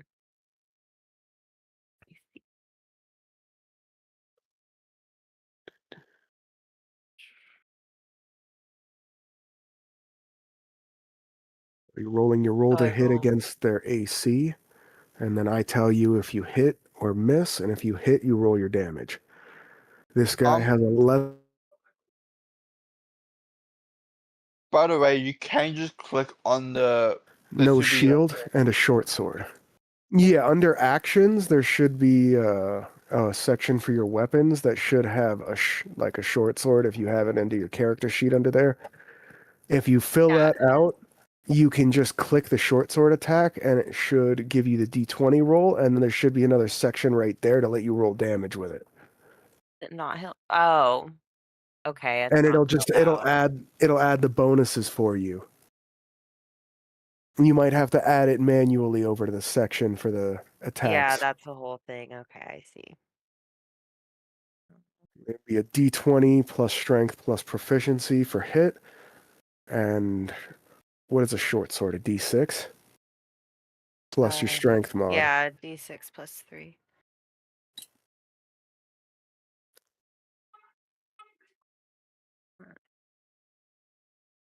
Also, if you start with javelins or anything like that, those are strength checks as well. Okay. That's why I like to have daggers or javelins as a strength base, because you get some nice throwing power. Mm-hmm. I also want to add. Remember, you actually have self-healing too. No, yeah, I know. I have. Second wind, yes. I just, yeah.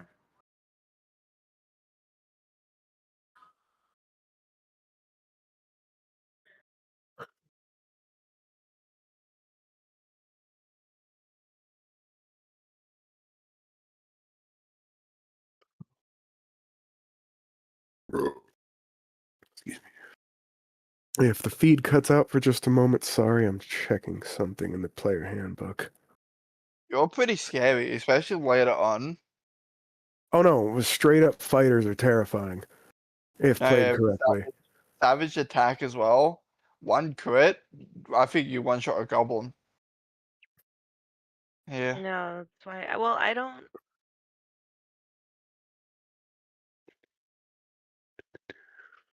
Was I about to check again? Right, XP. Get the XP chart. Fuck, where is it? Oh.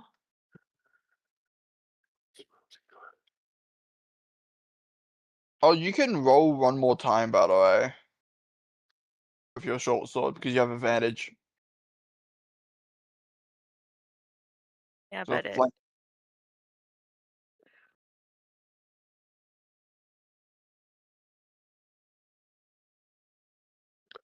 Where the fuck was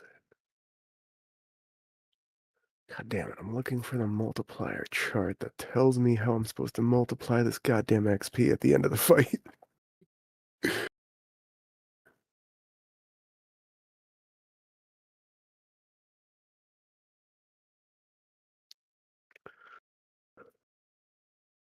I'm still paying attention. I'm just doing this while you're No, you're looking at fine. your...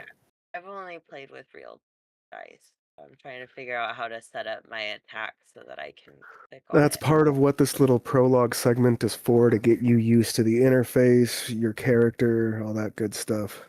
Yeah, like I don't know what to click. Do I change the? Do I edit this? The sword? No, right? No, you should be able to go to actions. Yeah. Hold up. I'm gonna stream. Might be better. Just clicking on it on action, but you said there was You- something else. You can like see. Then if you want to do advantage, you can right click it and apply advantage towards it. Advantage, roll, and see. It'll be that. Okay, mine doesn't look. You have to equip the item from your inventory. There's a little inventory tab. Do you have the I It's think you have. equipped. Yeah. You click. I can't really click your one, but you can just click. It should be like a little like it should actually highlight when you go over it. Is it not the same on your one? Let me look at yours again. Oh, see, like It used to be in actions all, or you've got to attack, but it should be in all. It should be top of the thing. Come, buddies, come here. yeah, Come it here. only lets me click on hit, DC, and damage. Yeah, it's right click. If you right click the hit DC, you can apply the advantage or disadvantage. But is that the button that you were talking about? Because that's the one I was using when I was rolling. Yeah, yeah. Okay. You just hit that again. If you already rolled the hit, right? Yeah. You Yeah. already rolled a 12, and you have advantage on this one. Or was that with advantage?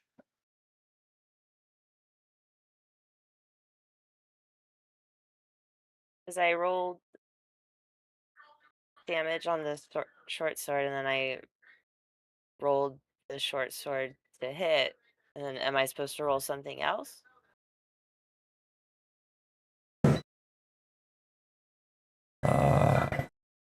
No. Okay, then I don't. Then I Think don't so? understand. Because I already did it. Hold on, say that again. I was reading something here. No, you're good. I just because I thought there was something else I was supposed to do with my sword, but like if I hit You that, roll to then it hit. rolls. You roll to hit, then you tell me what the roll is, Yeah, and then I tell you if you roll damage or not. yeah. So So the roll to hit is okay, because 14. that's what I did before, and then it was. But the last one I did was Oh yeah. 13. I said you have advantage. You have 2 dice. Yes, you should roll 2 d20s, take the higher d20 roll. Okay, so Then add your strength mod and your proficiency bonus to that d20. I think it's automatically adding it. So it's a It's plus 5. automatically at So Should be, yeah. It says +5. Do you want to see Six- my? no, I can see it. 16. It's 16. 16, roll damage. Okay. That's just 7. 4, 7.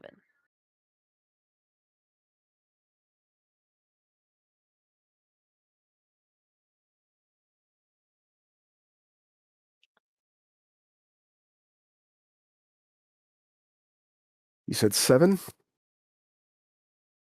Yeah. Check. You from where you were over here. You rush around here, go directly over here, and in one fluid movement, you twirl behind its neck and remove its head. Nice. One down. You can still have a bonus action. What do you call it? Did you pick up your dual wielding feats or your dual wielding stuff for the fighting style? I know you don't have the feat yet for the extra bonuses, but I have both equipped, and I have. How a many? long sword in your right hand and a short in your left, or two short Two swords? I forget. shorts. Two short. You are out of movement. If it was still alive, you could do an offhand strike. If you have a thrown weapon with a long range of 60, you can throw it. You won't get as many bonuses as if it was the primary action, but you are out of movement. But I could throw.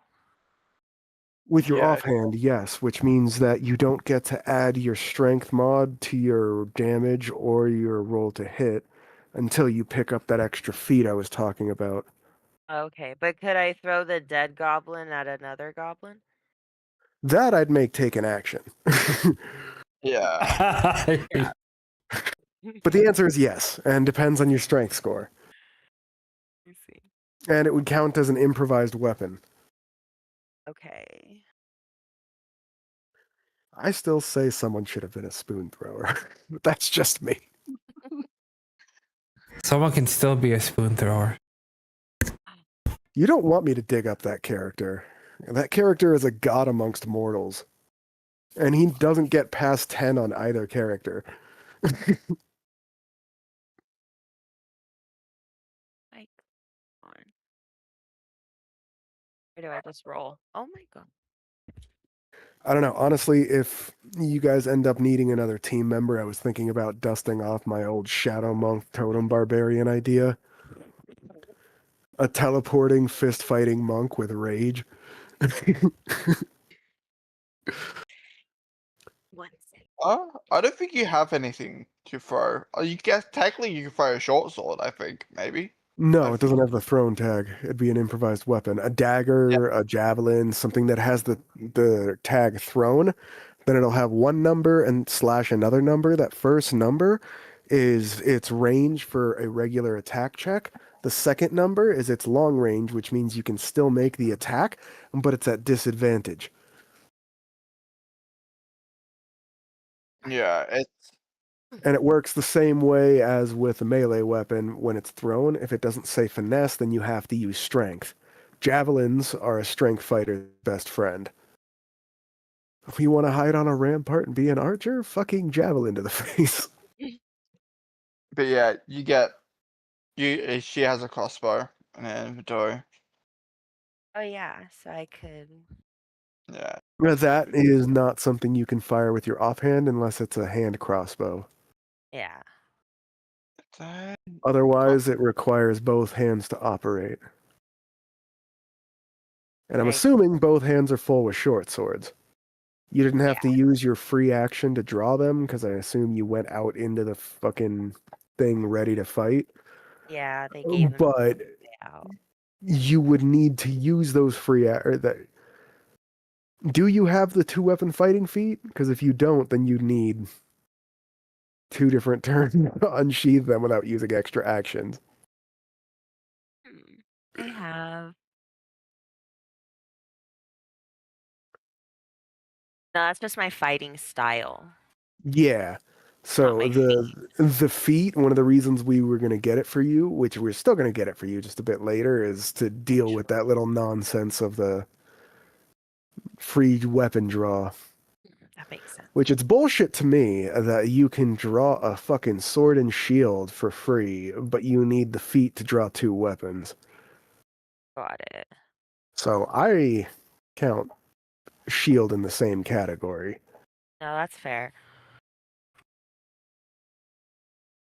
Is that your turn, or Can I like kick the goblin's severed head at them? Yeah, it won't be an attack. You can try an intimidation Yeah. roll. Yeah. I'll go ahead and roll intimidation and go ahead and kick it. Yeah, 'cause Actually, that'd be funny. first give me an athletics check to see how far you can Oh. punt it. Okay. Athletics. Okay, this is athletics.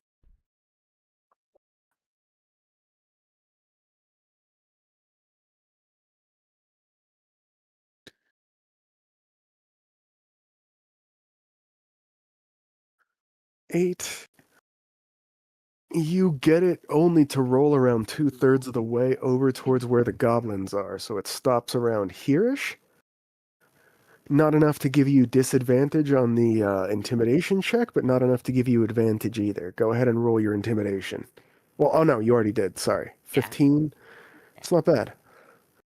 Several of them start looking nervous and don't seem as eager to charge you as before. Several of them seem to be eyeing Tay, as he is the one furthest away from you. Well, yeah, I was kind of like, when she walked over there, I think Tay would be like, "What the fuck are you doing?" You could, he points towards the fucking goblins in front of him. Wargogging intensifies.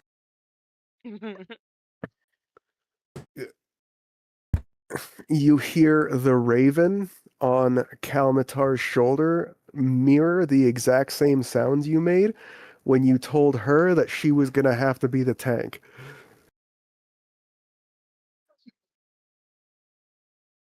Already got rushed, bro. She did her job as tank.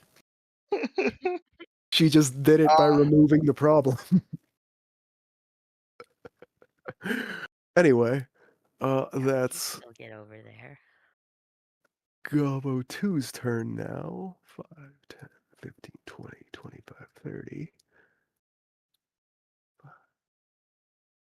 20, 25, 30. He makes it over here and spits on the ground at your feet, Tay, and says, "I'm gonna gut you, kid."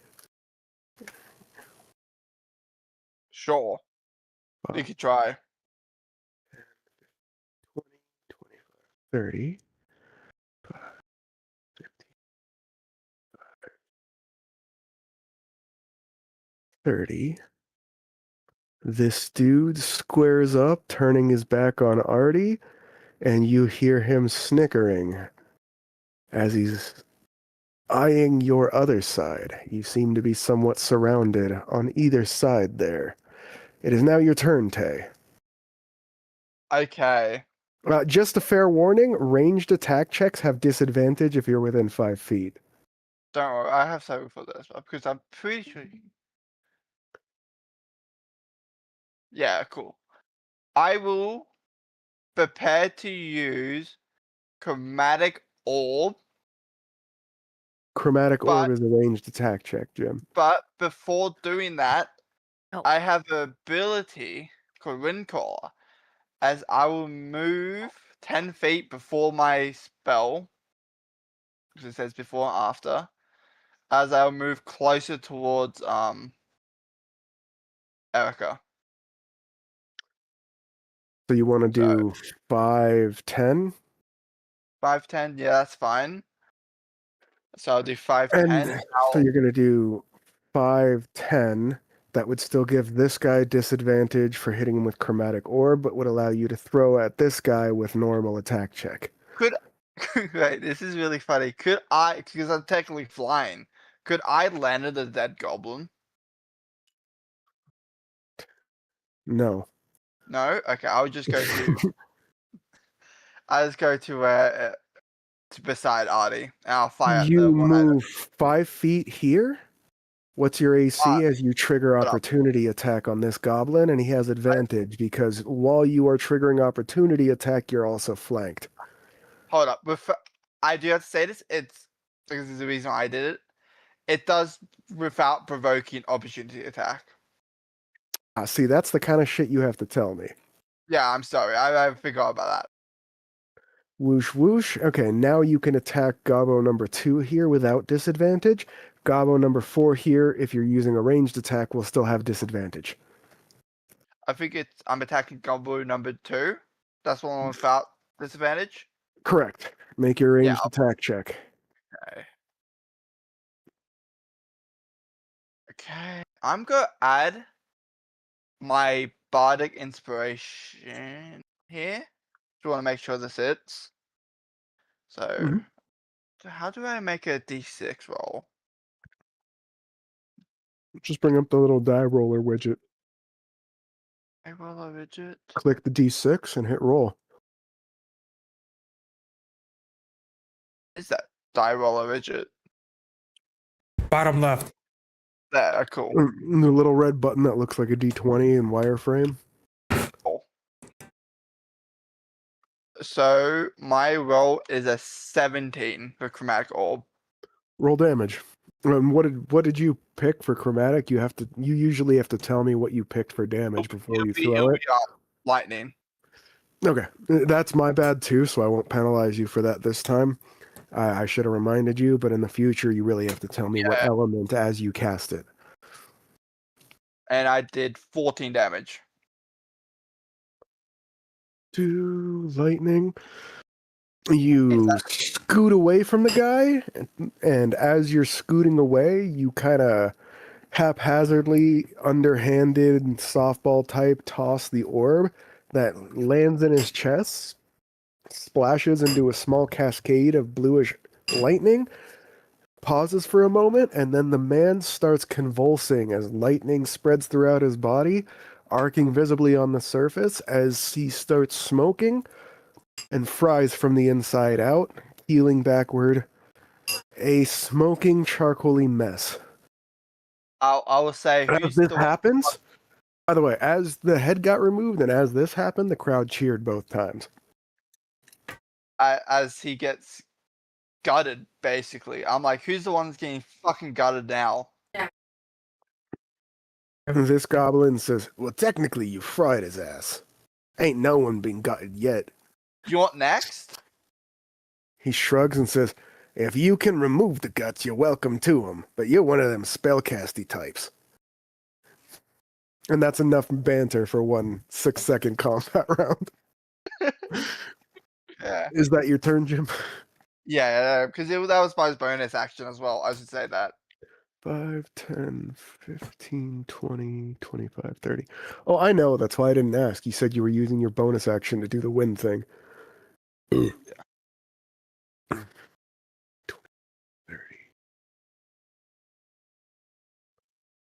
These two gobos seem to be a lot more cautious as they approach.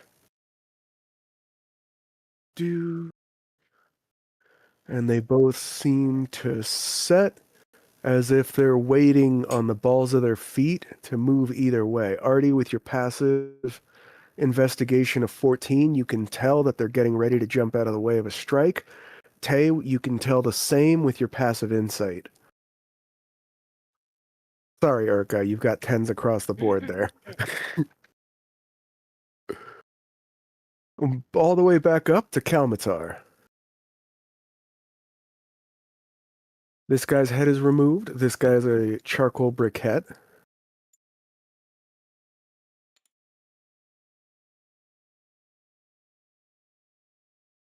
Is there any way to flank him?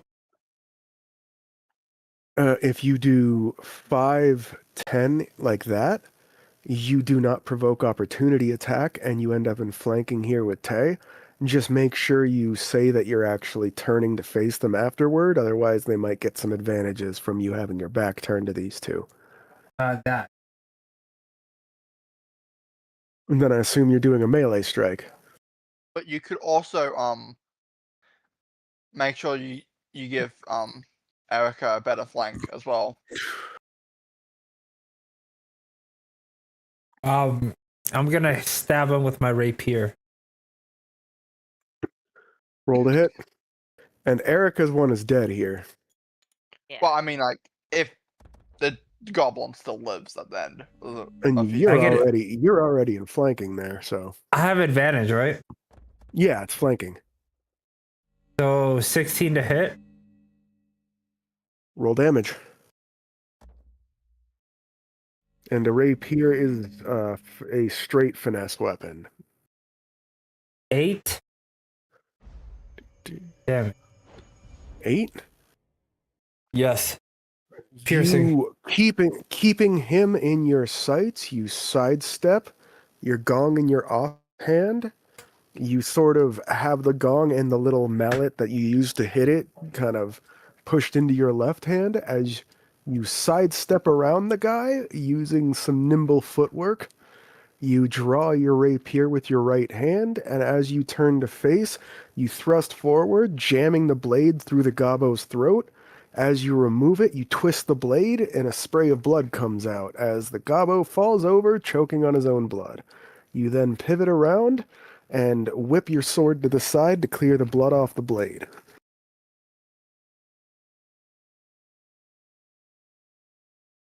I yell another racial epithet. Intimidation check, please. Advantage. And Urka, part of why he's getting advantage is because you already succeeded in one check. 19. The gobbos look like they are scared shitless. One of them even has number 3 here, even has a small puddle gathering under its feet as they stare at you wide-eyed. Gogging intensifies. Say again? Gogging intensifies. Well, no, you one of your hands has the sword. You only have one draw on drive return, so you'll have to put away your sword to smack it next turn. Can't I smack it with the sword? With the basket hilt, yeah, but you leave a small scuff on the gong. And the sword hilt. Fuck, it's okay.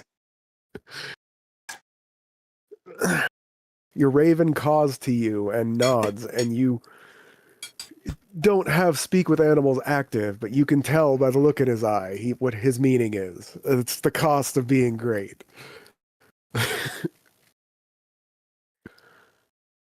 Is that your turn, Jim? He gets me. Somebody gets me. Alright, yeah, that's her. Urka, you're up. Okay, how? One of your sword... 5, 10, 15, 20, 25, 30. You could get here or here. I want to be like up in between them. Right, yeah, there. That's the furthest you can get to be in between them. Yeah. And then let me see. So I want to. Oh, and I was wrong before about the offhand. It's not the strength or dex score that you don't add. It's the proficiency bonus you don't add. Oh, okay. And then I have 5-foot reach, so I could hit like either of them, right? You could do a primary strike on one and a secondary strike on the other. Okay, yeah, I want to Because hit one of them and would be then an offhand. If you have extra attack, you can't be like, oh, I hit this with one attack to see if he dies and then hit this guy. You'd have to be like, my extra attack, both attacks go to number 3. It's because that one is an action and one is a bonus action that lets you hit one and then decide if you want to hit the same one or the other. Okay, yeah, I want to do that, but I want to hit one and then hit the other. 1 is the one to your left, 3 is the one to your right. Which one do you want to hit? 3. Make your attack check, please.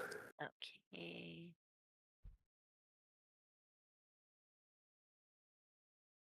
17. Roll damage, please. 6. 6. Mm-hmm. You cut him from his right shoulder to his left hip. He reels backward, almost falling down, but he still manages to barely stay on his feet. You can tell he's got one foot in the grave as his dark red blood is streaming down his chest in rivulets.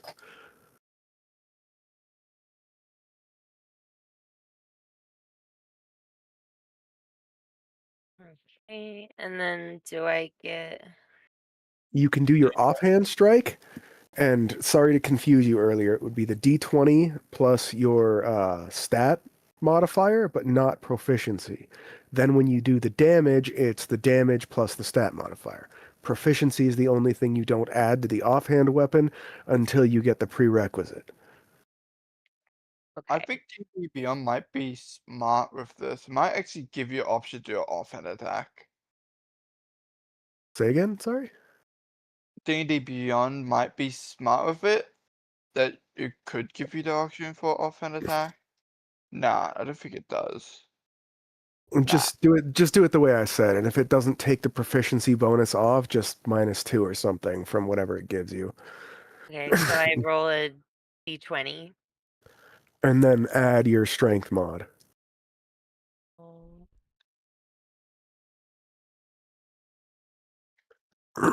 Nice.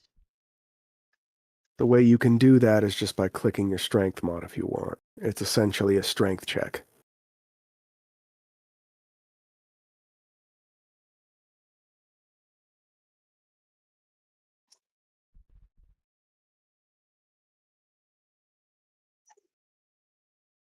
$14.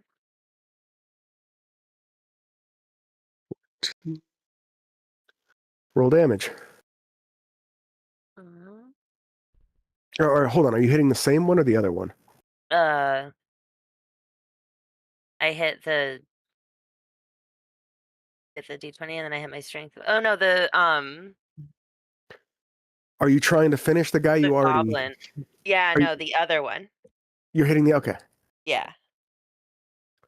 Almost lazily with your left hand, you flick your offhand sword sideways, cutting straight through his neck and removing another head. You almost just one-shot 2 goblins. That guy's at 1 HP. Yeah. Okay, and that's Gobbo. 1 is deceased. Okay. Is that your turn? Yeah. Tay, you're up.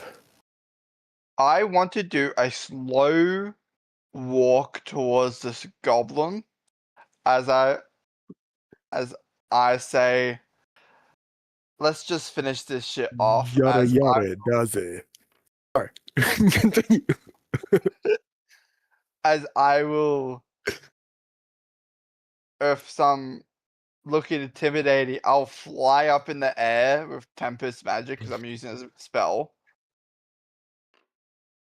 10 feet. Oh, about 10 Okay. feet, yeah. Okay. As I will use magic missiles.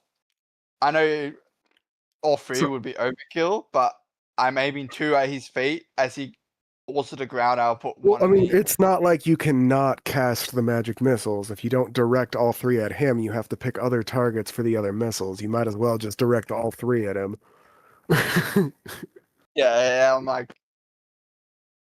And then, do you mean roll damage for magic missiles? Or... He's at 1 HP, Jim. Yeah, I thought so. As the last goblin dies, everybody applauds, and you guys are awarded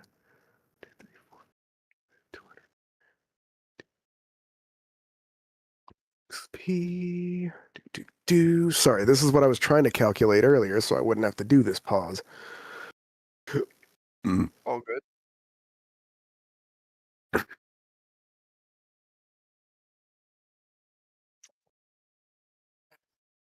$84 XP.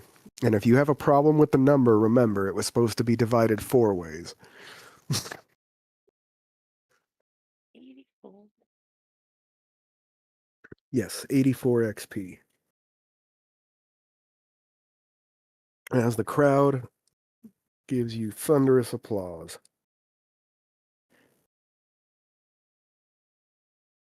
And a little stream there.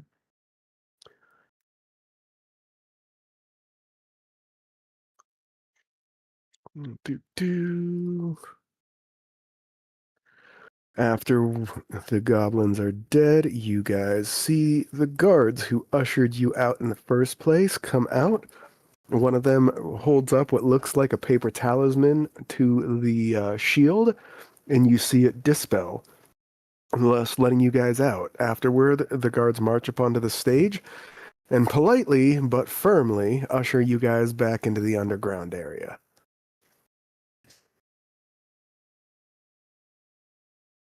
You are brought back underground. By the time you guys have sat down and caught your breath from the fight, Artie, you had somebody come down with medical supplies to stitch up your nasty cut along your ribs and give you a bandage. Sleight of hand. Go ahead.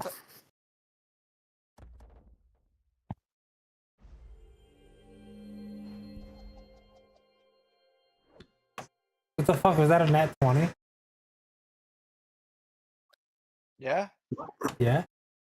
it's a nat 20. Damn.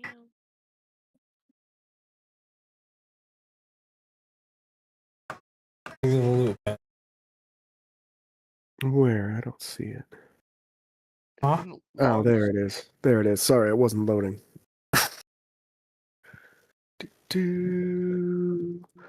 Artie, you snatch a small jewelry box. You were expecting a coin purse, but you felt what feels like a ring box of some kind. You look down, and the guy you're snatching it from, the little medic, seems none the wiser. It seems to have a lock on it of its own, but you think you might be able to finagle this lock. Or at the very least, just pry the damn thing open. It doesn't seem that sturdy. No way, bro. Saw an engagement ring.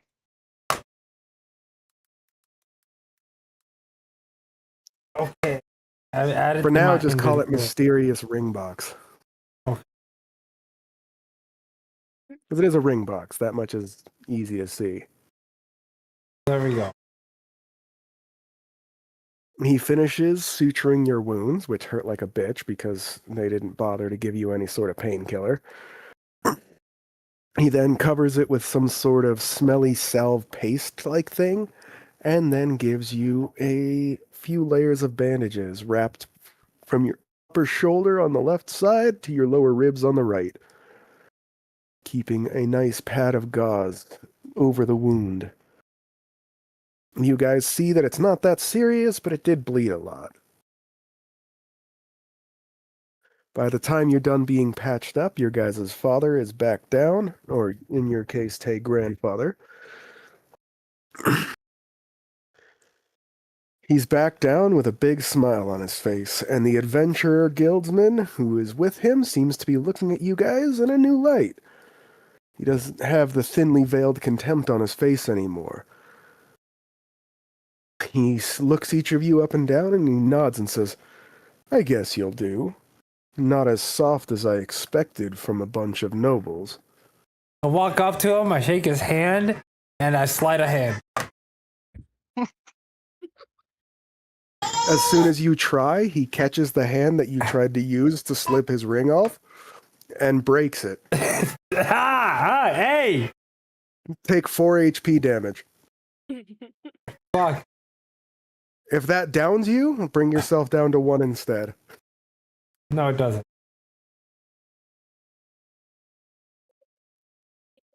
He looks down at you and says, "I appreciate the spirit, and to be honest, nobody cares who you steal from, as long as it's not a guild member.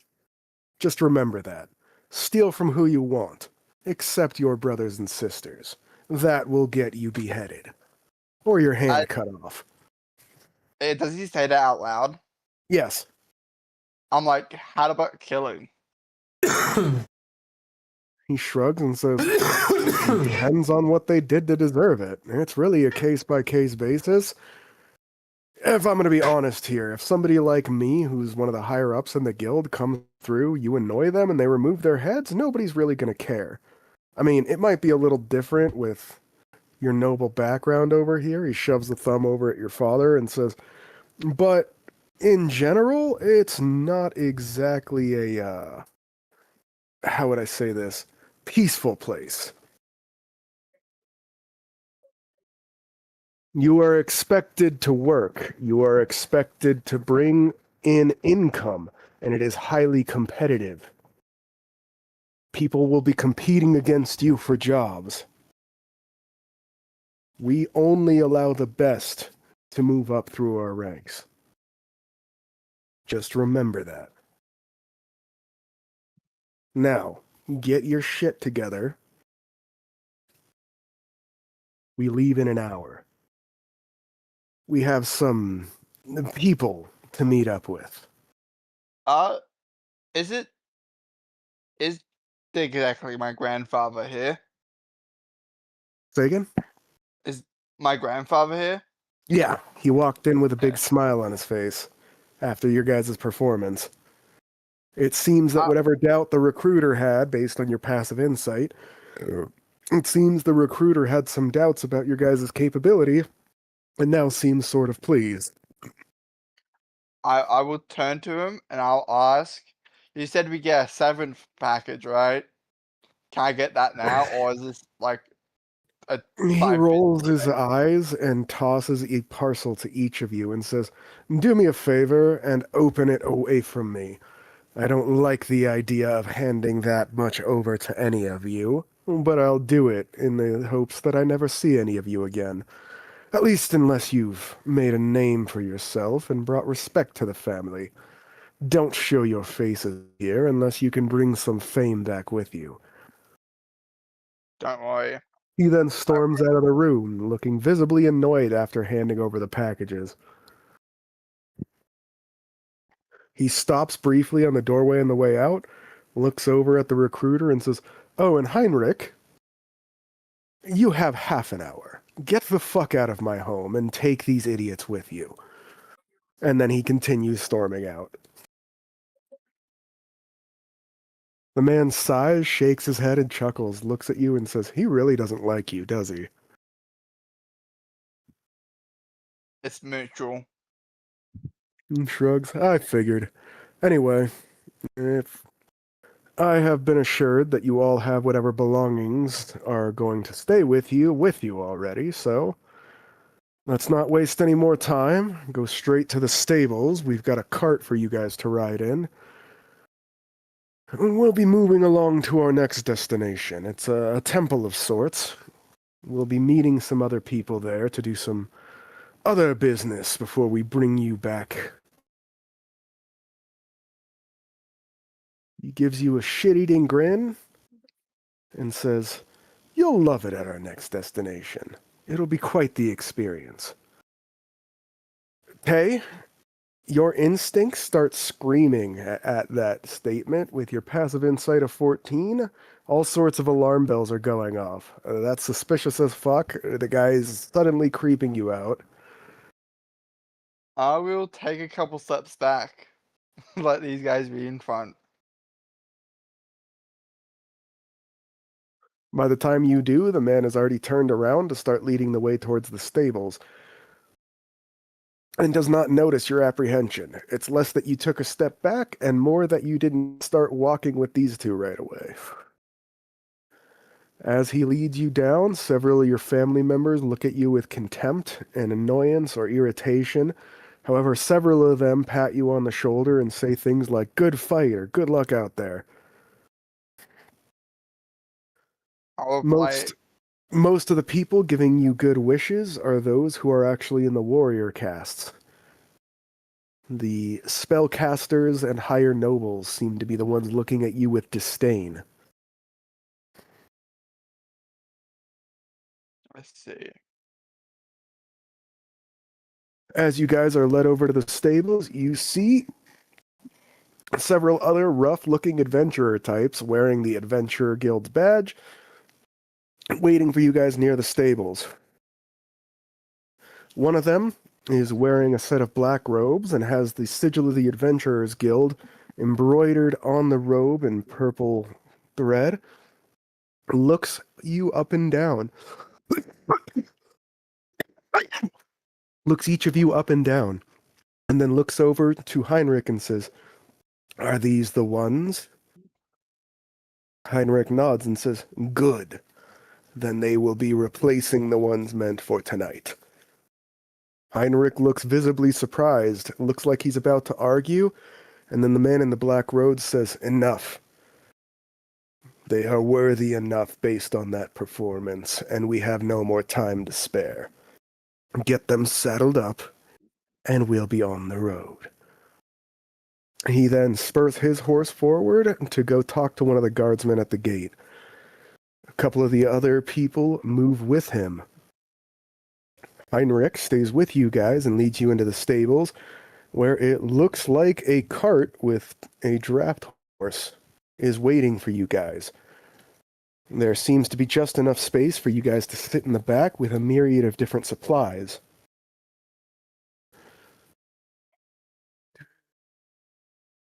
Can I take a look at the severance package?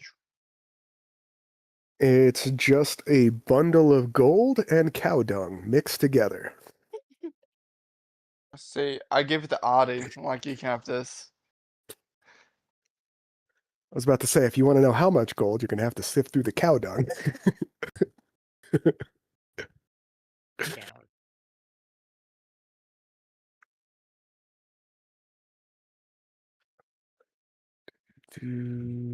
Urka, your package seems to be especially smelly. Anyway, you guys are ushered onto the back of the cart, and the man Marcus gets up onto the front, hits the reins, and you guys start driving out. You guys, as you leave the gates of the city, you guys notice that there's still quite a few people on the walls staring at you. People in royal finery and colors, almost to make sure that you have indeed left with the Adventurers Guild. As you guys are leaving, you notice one section of the wall with several middle-aged women holding up a sign that says, "We love you, Cal," and cheering.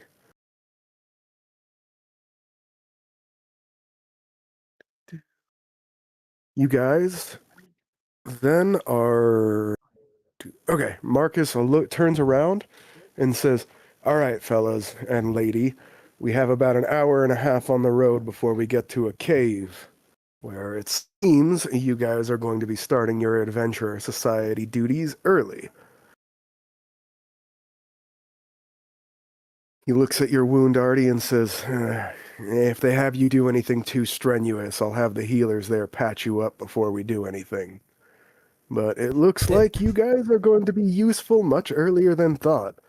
Not sure I why use you're healing being word. He blinks at you and says, "You might want to save your spells, but good to know you can do that. Make sure you roll for that." What do I'm I like, roll? I How much HP Well- you're restoring? You lost a total of 7. well, Four. that answers my question. That if we go get a long Hold on, rest, what'd you say, Artie? 4. 4? No, it's 1 hour, which is the basics for a short rest. 1 hour, half an hour can do a short rest, which means if you're a character type that benefits from short rests, you can do that. Alrighty. As an hour passes, you guys are somewhat bored. The forest around your guys' home is about what you remember. Tall redwood-esque trees with elven homes scattered throughout. Many people, like farmers and gatherers, tend to live in the trees on the outskirts. You know, that even if their fields are nearby, they tend to live within the trees to be snooty elves being proud about their trees, basically. It's sort of a status symbol to not live on the forest floor. The Royal Palace is a even bigger status symbol because they made themselves taller than the tree using stone. As you guys are getting to the areas where the forest thins out, you notice that you are heading into the mountainous region that abuts to the Orc Kingdom. This is a road that's heavily patrolled because it is the main thoroughfare where troops are sent from the capital to the front against Orcish armies whenever they invade, or even if the elves are just invading to steal resources from the orcs, which they do occasionally. You guys notice that there seems to be a lack of people on the road today. There do seem to be a lot of adventurer personnel, though. The patrols seem to be very heavy, and there seems to be a somber attitude amongst the adventurer personnel among the roads. From what you guys can tell, they're mostly a bunch of level 1s like you with some 2s and 3s mixed in, but you are unsure what has this many adventurers out in force. Can I ask directly what's happening? He shrugs and says, "We need to make sure no one gets near this cave. It's important. I can't say much more than that before we get there." Come on. Can I persuade you into telling us more? He That's what, chuckles and says, "You can certainly try." 50. He just chuckles and shakes his head. can I look around to see if I remember this in like any history? Like if I remember these forests or like That could be something you would have easily studied living in the area, so I'll allow you to roll nature, survival, or history. One of those things. I will roll history.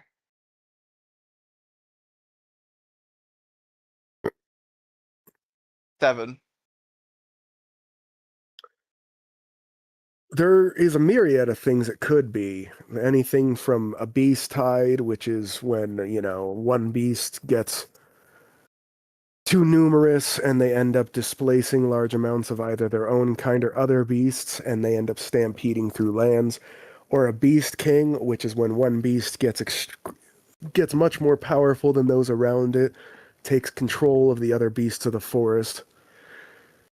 The most common thing is stuff like goblin raiders or orc raiders coming in from the goblin mountains, or the orc fields. The goblins live mostly underground in mountains and caves. The orcs live in tribal nomadic societies that roam around their areas looking for fights.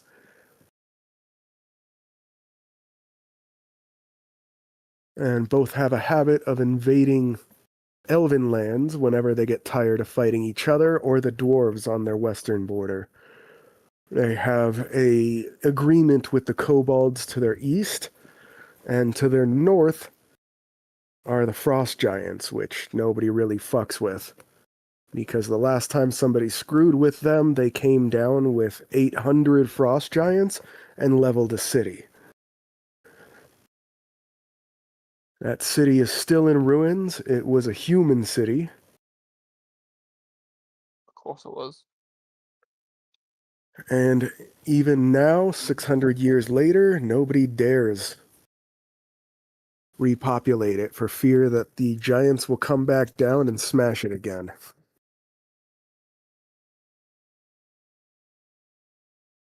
So, in your opinion, it could be a number of things. There's way too much stuff that could be dangerous in this forest going wrong.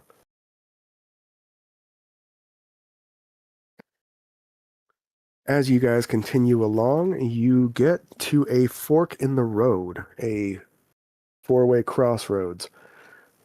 As you guys are heading north, there is a road to the east that leads to another outpost town, and the one to the west, which then circles back around to the southwest, but goes into a craggy ravine. Your guide, the man in the black robe with the purple symbol, who seems to be the one leading and in charge, turns left at this fork, or at this crossroad, and your guide, the guy driving your car, turns around and says, "Almost there. Just a few minutes now. Don't worry. We'll get you sorted out soon." I'm going to say to him, be real with me. What's the chance that we all get just killed? Roll persuasion.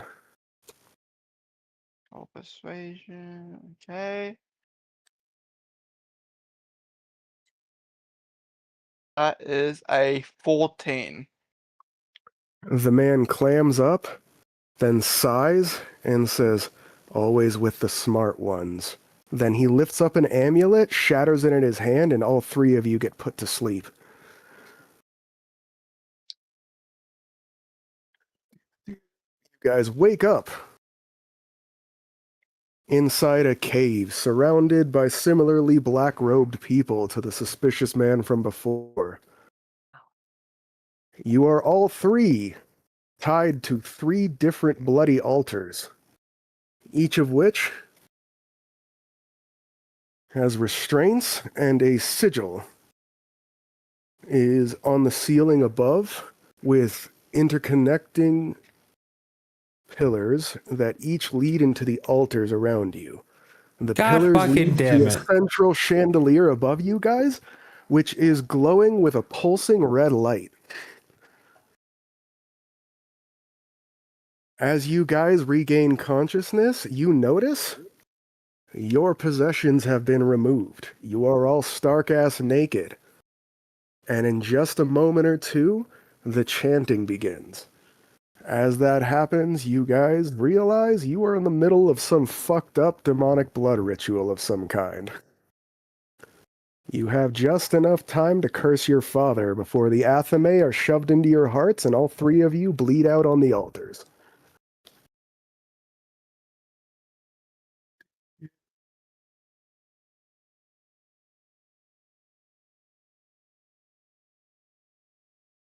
As you guys are dying, you hear a deep voice chuckling in your head.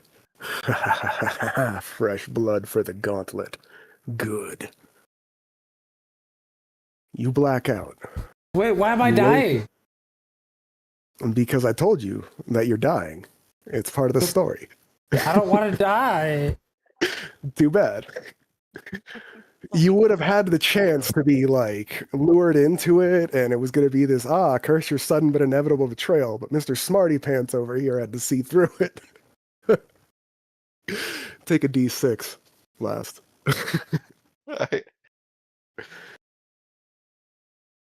As you guys die and hear this voice, you feel a tugging onto your soul and a burning. As this happens, you hear another voice, much more calm but sort of dreary and drab, say, even more? Can't have that now, can we? I think I'm gonna need a chat with these ones first.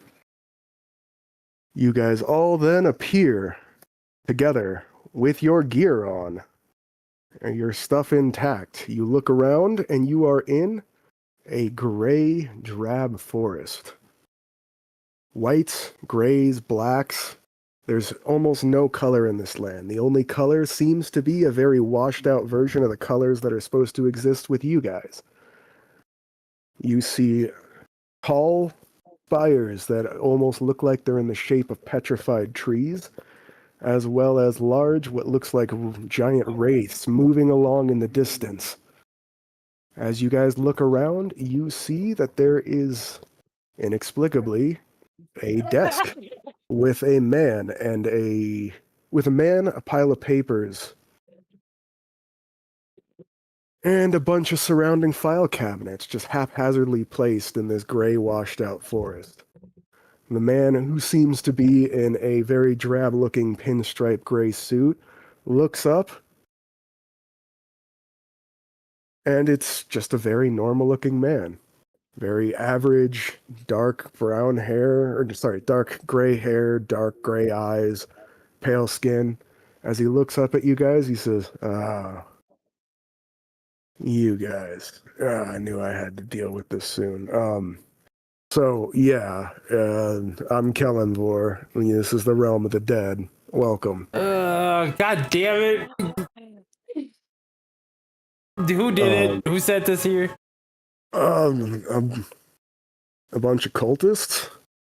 Did they know? Did they know? Did someone sell us to these cultists?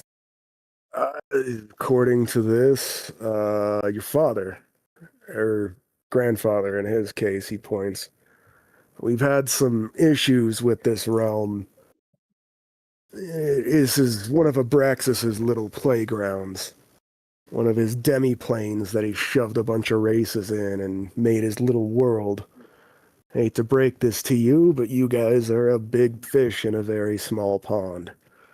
You are cattle being raised for the slaughter inside a pen that is smaller than you know. So what Your happens now? father, we're getting to that, but first I have to point out your father is one of the collaborators.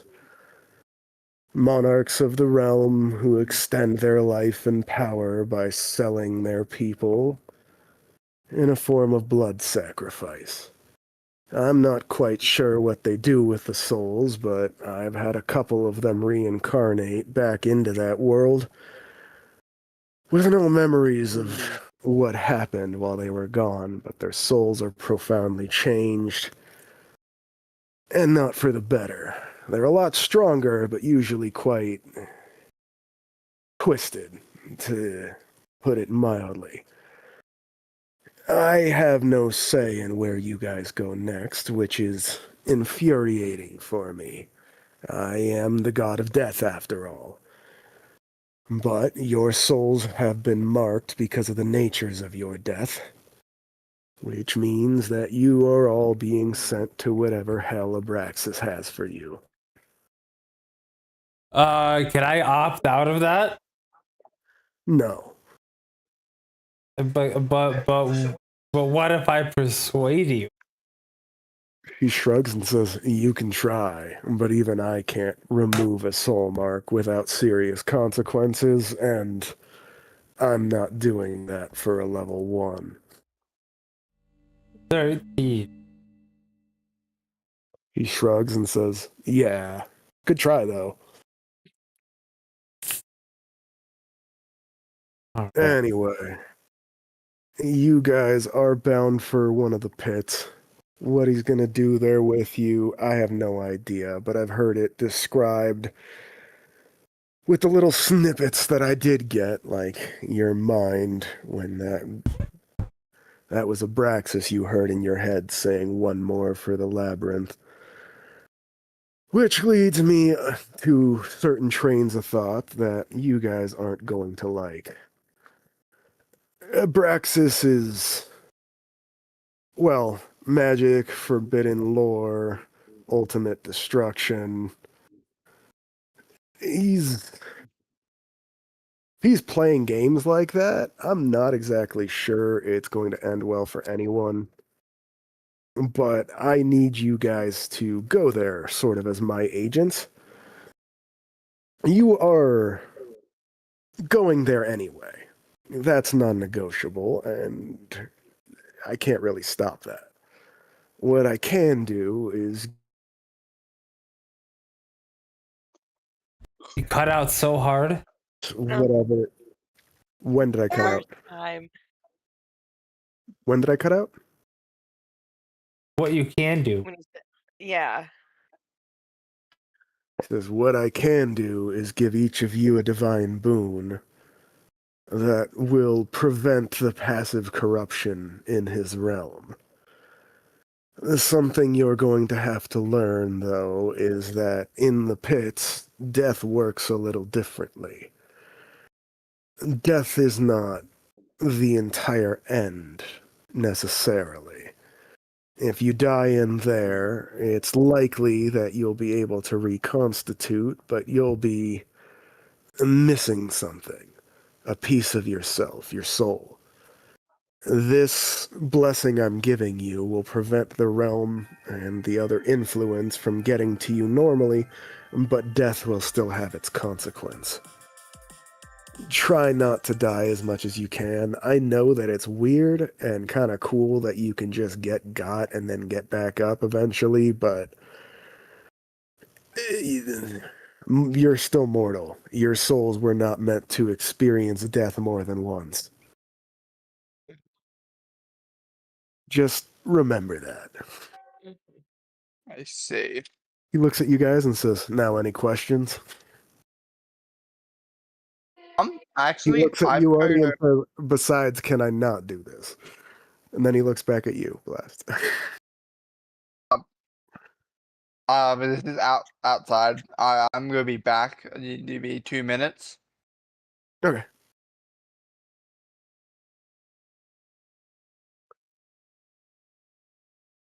How about you two? Any questions? It seems like we're kind of locked into it. So like, what the fuck? Yeah, there's the task I was given, so I can't even take revenge anymore. Oh, Kellenvor shrugs and says, "Not necessarily. I've seen more than one person be reborn under the same circumstances, and you have my word that if you succeed in helping me figure this out, I will resurrect you and put you in touch with those who can help you get your revenge. I'll even tell you that the man who arranged your sacrifice was Noctis himself, the guildmaster of the Adventure Guild. He is the cult leader of Abraxas, the one who collects the tithes for him. that son of a bitch. Okay, I'm in. Let's do this shit. Fuck it. yeah, And your father is one of his willing stooges. of course.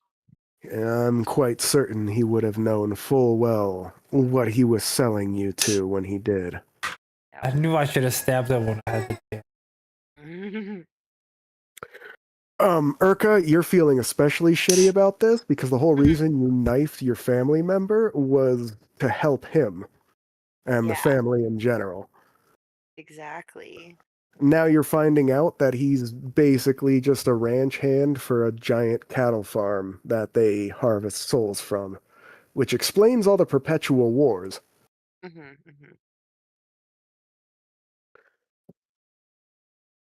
I'm going to wait for Blast to see if he has any questions, then we'll see if we can get through. We can end there, or we can try to do the introduction to the Hells tonight. I'll leave that up Let's to you end guys. there, and I think we should start next time with the introduction.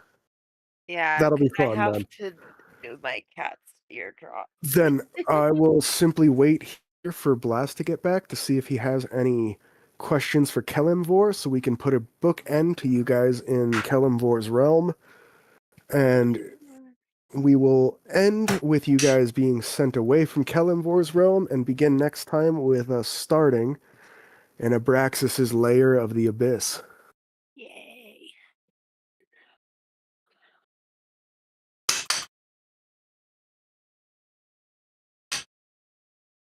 Also, I know the beginning it seems very railroady, but this campaign's going to have a lot more freedom than you think. Oh, this is sick.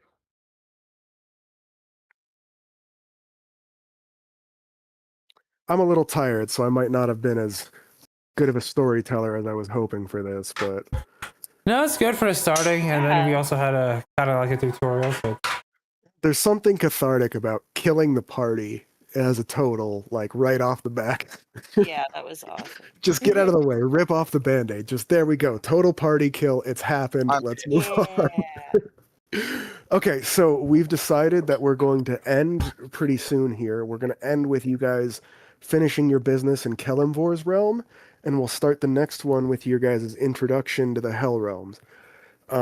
First, though, what you missed, Blast, was Kellenvor folding his hands on his desk and then looking back and forth and saying, "Now, any questions?"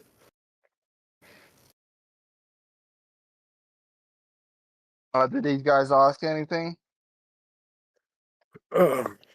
Several things, which I'm blanking out on now. Something about whether or not they're going to be able to take revenge. He told you guys that it was Noctis, the guild master of the Adventurer Guild, who sacrificed you, or at least arranged your sacrifice.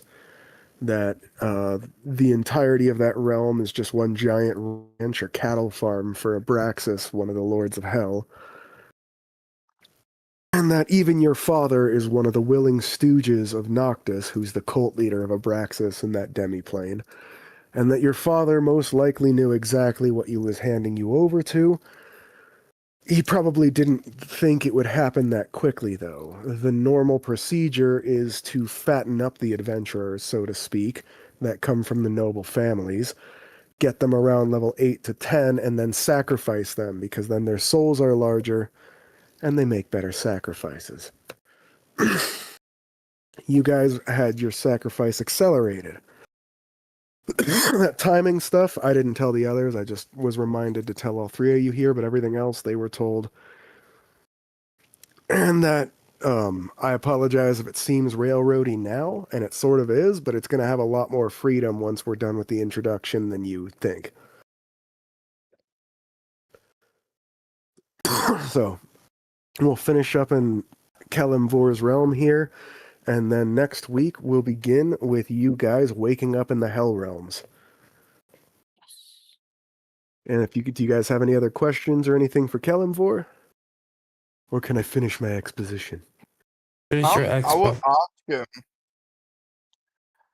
Does he know, like, details that, like who my mother is, for example? He looks at you, blinks, and says, I never cared, but I'll tell you what. Do this thing for me, and I will do all the things I promised your friend here, and I will also bring back your father's soul for you to have a chat with him. He at least made it to my realm. He looked over at you, Urka, and says, I think I have you to thank for that. After all, I'm quite certain your father was only upset because you denied him a valuable sacrifice. I doubt that boy was ever going to become king. I just like stare off into space. He chuckles and says, Know this. You spared him the fate that you now suffer. I doubt it would have ended differently for you had you not done it. Perhaps you would have ended up here later in your path. But you spared at least one member of your family.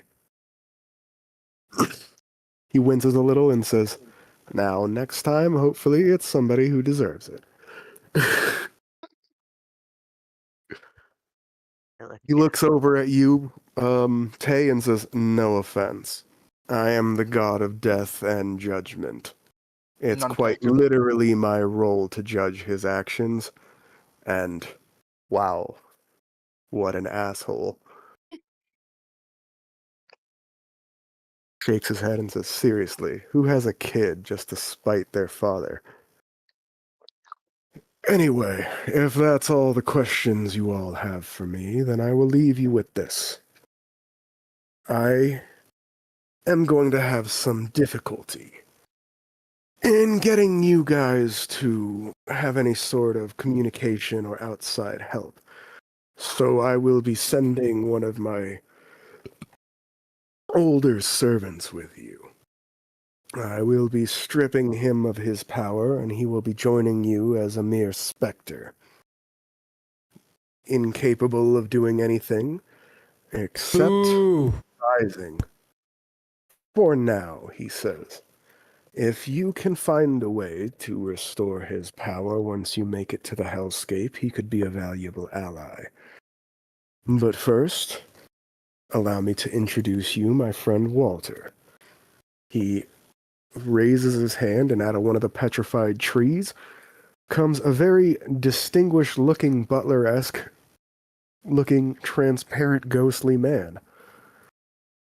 He seems to have a tailcoat and everything, the monocle. The only difference is that he is washed out with only grays, whites, and blacks in the colors, and instead of having legs, it fades off into distinct smoke, and he seems to hover rather than walk. He inclines his head at you and says, Masters, mistress, I am Sir Walter. A pleasure to meet you. I will be accompanying you on this trip. If you have any need or questions, please ask me.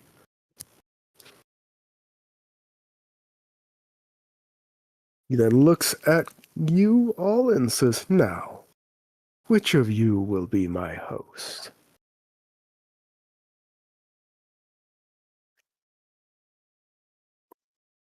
I point to Artie. He looks at you, Artie, or Kalmatar,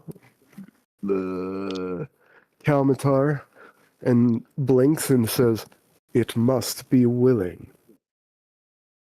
Wait, what am I doing? I need a host to accompany you on your journey. But I cannot force my way into your soul while lacking my previous strength. You must let me in if I am to accompany you. It must be willing. Why me? Why me? No, fuck that. The ghost shrugs and says, he pointed at you, and points at Tay. So I explained that I could not simply choose. It must be willing. You want to be in a crow? Do I want to be in a what? Raven? He looks over at the raven, and then nods slowly and says, yes. This one has a much larger soul than he should. It will do nicely. Oh no, I don't want to kill my raven friend. Kelimvor gives a small smile and says, they did not. He followed you here. And I saw no reason to bar his passage. It then sticks its beak up in the air indignantly and cheeps at you like, yeah. You don't have to speak with animals active, but he's a friend of yours, so you can tell his body language that he's acting smug. Come on. All right. Graw. The specter, Walter, then disappears into the raven, and you see its black eyes flash gray for a moment before going back to their normal color. Then it opens its mouth and you hear Walter's voice coming out. This way, I can communicate with you all without my presence becoming known to whatever entity is sensing around for souls. So wait. So is my buddy still alive, or did you just murder him? The crow caws at you indignantly, and you interpret it as, you think I'd die that easily, asshole? Yes. The rest of you guys, all you see is him ask the question, and the crow caw at him, or the raven caw at him, and him say yes. Artie, you can't speak to every animal like this. You just have a rapport with this one, because he's an old friend. I just want to make that clear. You can't do this to every bird you meet.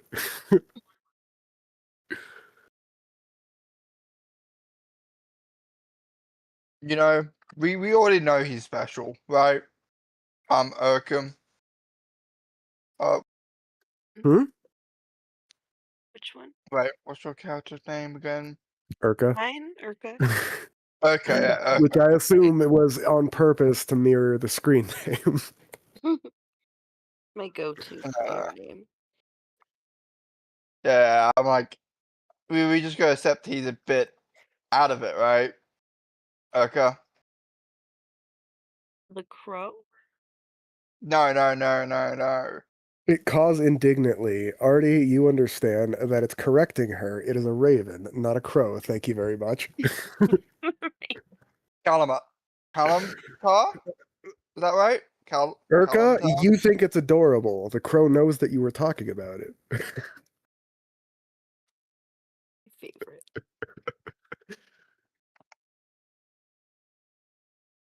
One day that crow's gonna get set on fire. It's not because of me. Well, if that's all, Kalimvor says, I'll be sending you on your way. Oh, one more thing I almost forgot to add. That Braxis guy, he sacrificed you all to empower an amulet that is basically turning him into an Elder Lich. And some weird fucked up form of phylactery, so yeah, have fun with that. Pretty sure that he'll have some control over you if you come back, unless you, destroy that. Good luck. Not sure if I'll get to talk to you, even if I get to send you back again until you kick the bucket for good, so until then, make sure you listen to Walter and try not to end up here again. I'm not exactly going to fault you guys for it this time, but I might not be so understanding next time. He looks over at you, Artie, and says, especially you. Shakes his head and says, The amount of illegitimate children alone. Anyway, off with you lot. And everything goes black. We will come back to this next week as you all wake up in one of the hells. Okay. So, how was killing everybody in the first session? It was weird, but Sort of We'll why I see. was sad that Aztec wasn't here. I wanted to see his reaction to getting murdered in the first session. But I think it's a fun premise. No, it was fun because I was like with my character, I was trying to be like pretty much like obedient and shit. Like, oh well, this is what I gotta do, and then it's like I Where wake did up that and I'm get being you? sacrificed. I'm like, Fucking God sacrifice. damn it! What So did that we was pretty learn? great. Authority Yep. figures are dicks. Sorry, I'm mocking your character, not you. No, my character's a fucking idiot because that's why I wanted to make sure that they have like no perception, no investigation, no insight, so they Well, can you hit really succeeded. hard. Fucking tens But I'm across the board for the win. yeah, I can like fuck somebody up, but like I'm not like sitting over there like reading or being thoughtful. I'm just like, I don't know. Mr. Passive 14 over there fucking kept catching the signs and then heard the wording of him saying, "Get you sorted out," and was just like, "Are we about to die?" yeah, I think my character's like, at least we died. Like, it was a fuck around. The last thing you hear as you're fading to black from Kalimbor's realm is his voice in your head, Tay, saying, "Oh, and at least you weren't blindsided by it. Kudos for not stupidly walking into it."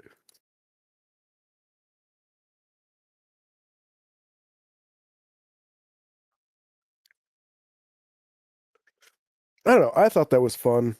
And then if you It was guys, fun. if we progress far enough along in the story, then we can start jumping back and forth. It's great.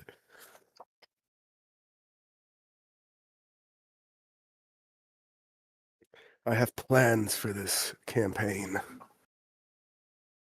Many plans. Whether they're good plans, we shall see, but One of my goals is to punch my father and then kill my grandfather.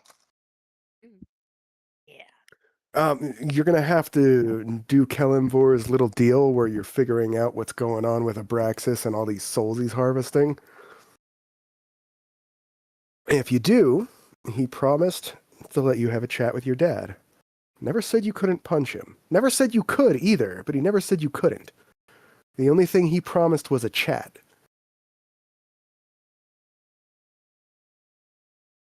Though, Kelimvor is a very well-known god of death and judgment.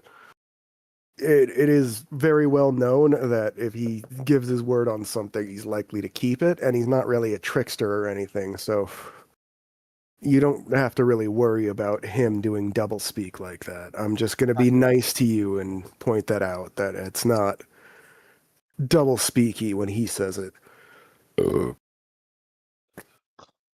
The way... I don't know. He's always struck me as a bureaucrat, though. All the lore on him makes him seem like the most fucking depressed bureaucrat god in existence. This is a good question. He- Spell slots. Uh-huh. Do we What get them about- back? I mean, you'll get them back when you hit the hells, yeah. Artie, Okay. your wound on your ribs will be healed, but even when you wake up in the hells, there will be a scar there. Okay. So keep track of that. You have a scar on your lower right rib cage. Bet.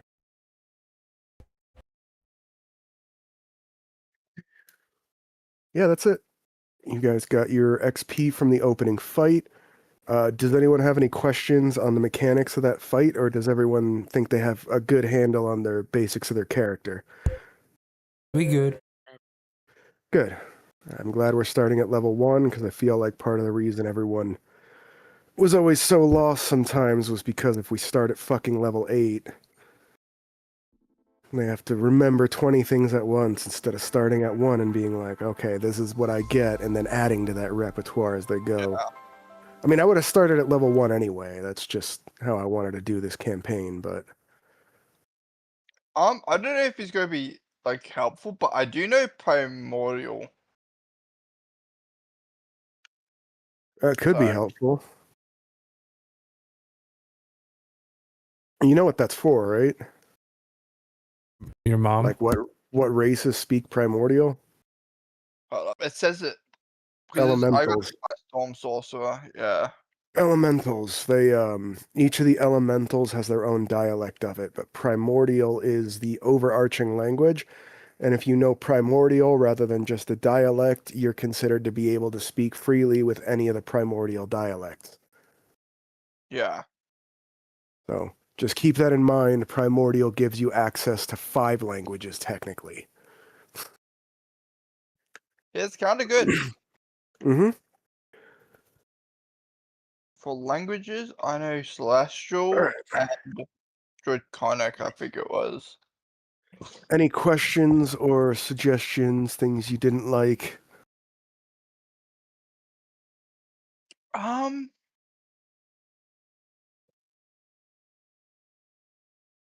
Not really. Okay, that's a we're good good. thing I to mean, hear. we're too early. We're too early for anything, so let's fucking give it a few sessions before I start hating it. I figured that if anyone was going to get upset about dying in the first session, then they'd be very vocal, so I had to ask. No. As long as you don't like, it's not like an actual party TPK. No, it was exposition. Yeah, exactly. It's just Part of the story. exposition I had to cut short because somebody was a smarty pants. All right, Sorry. I am going to you're go good. Have a nice do night, my Artie. thing. You guys have a good night, and You guys, I'm we'll heading out see too. the next time we're open. Hope you guys had fun, and we will be in touch about when the next session is. Later, guys. Yeah, later. Scraw! Later.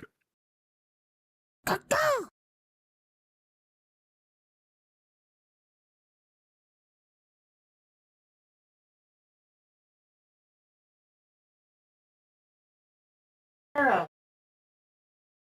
Artie. Stop. Girl.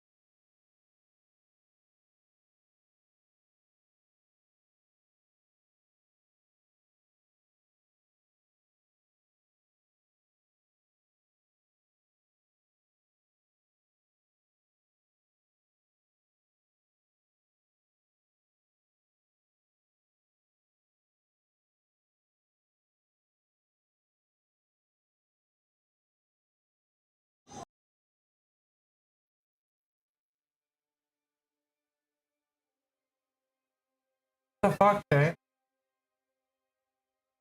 What else are we watching? Why? Game of Thrones?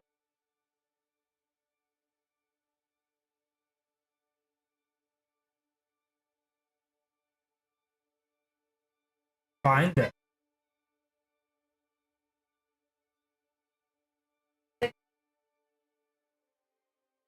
Six dogs? I mean, she took giving you extra dogs seriously, I guess.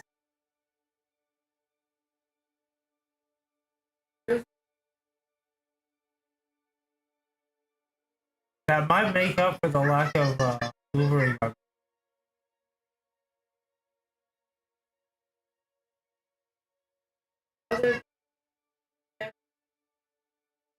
Still be on the next thing.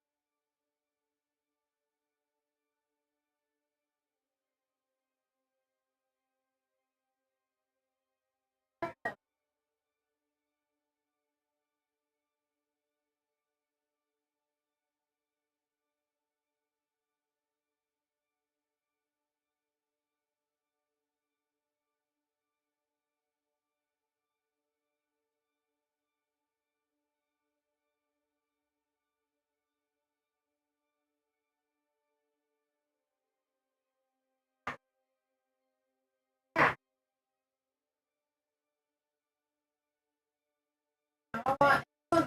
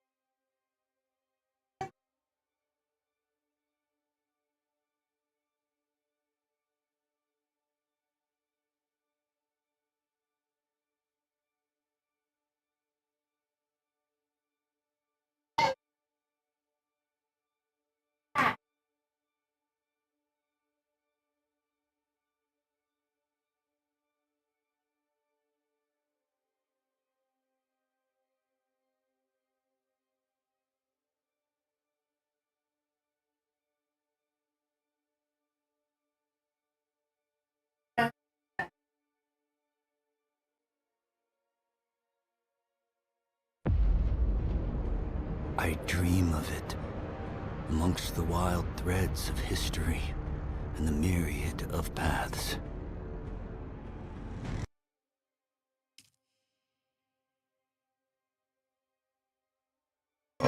Oh my god. Did he make any friends? Like the other day we came up to him, he like rubbed up against.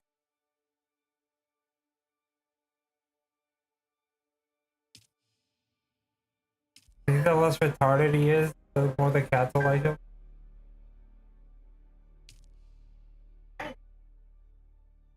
A tart baby.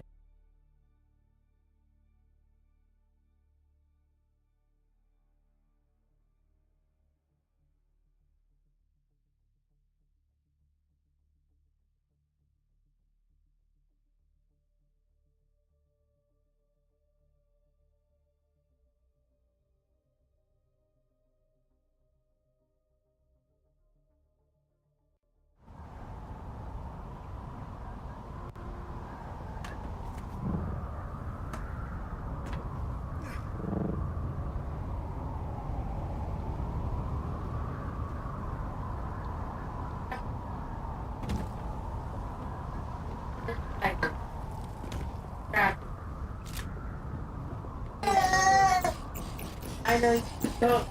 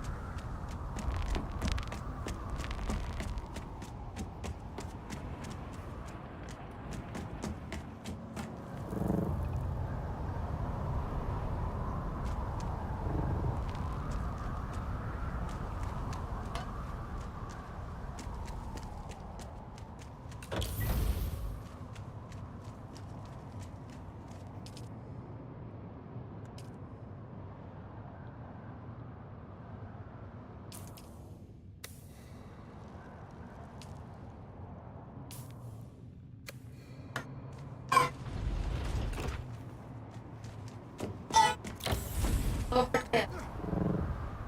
Hey. I see.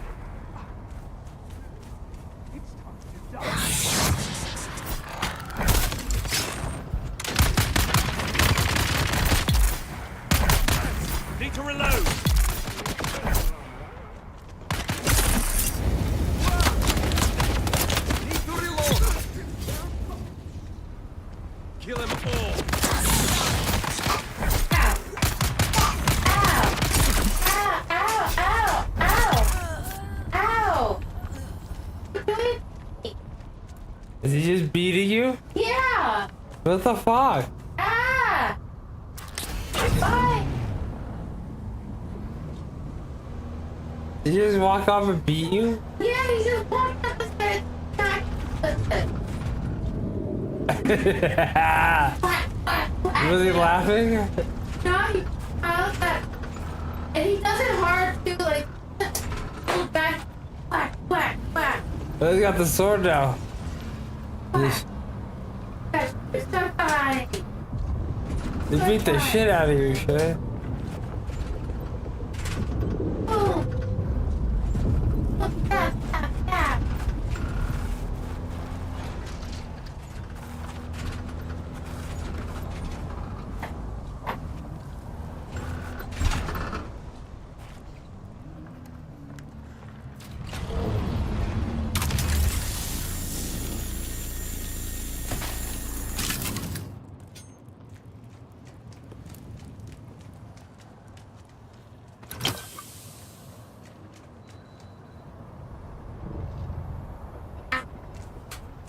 Ah.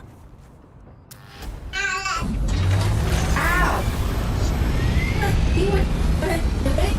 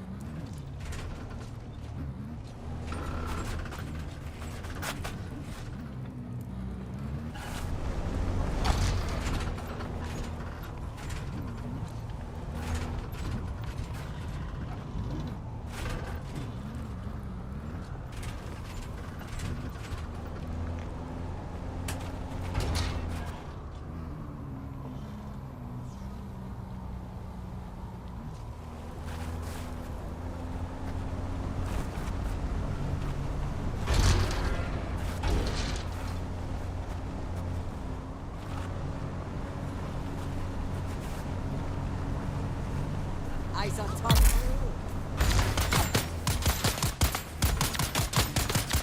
Reload.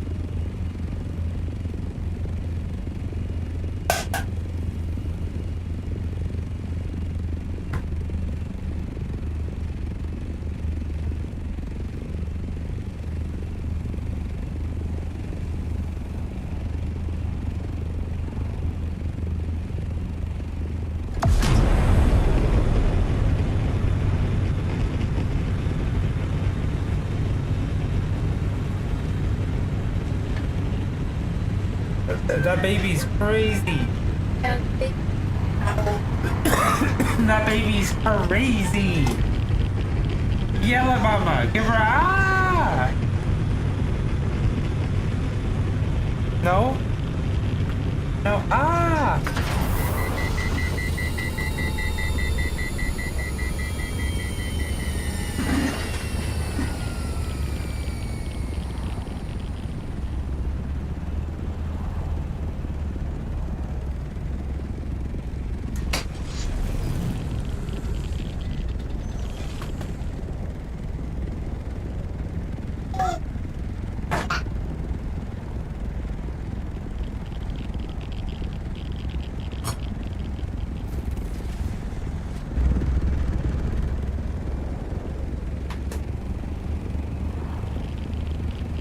Baby.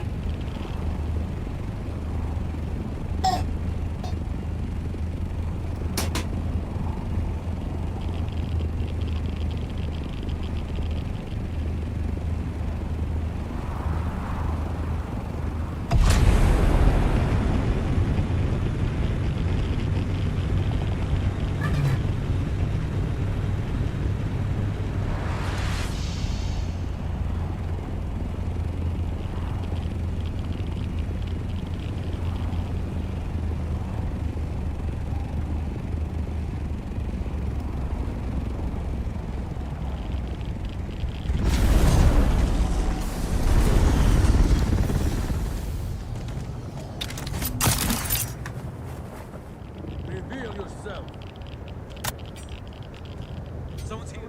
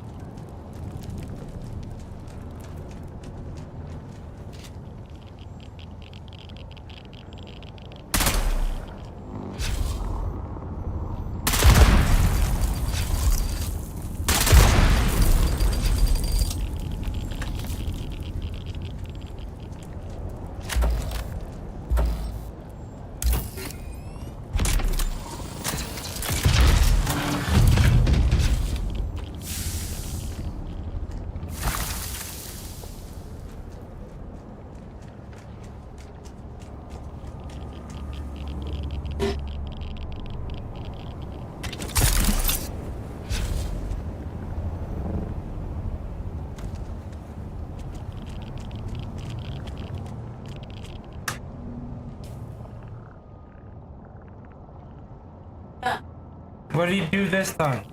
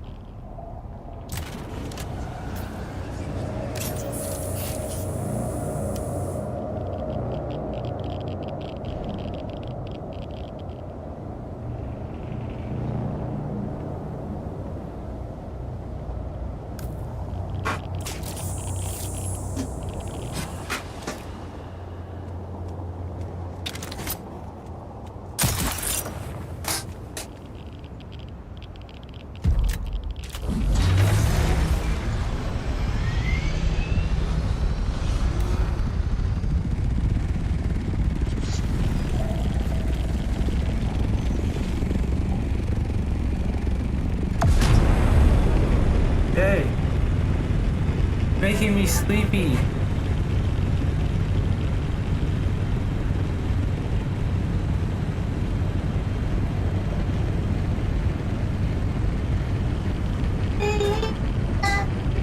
Yeah, I heard your mom said it was me. Yeah. He should be sleepy. Right, baby? The baby's talking shit about you.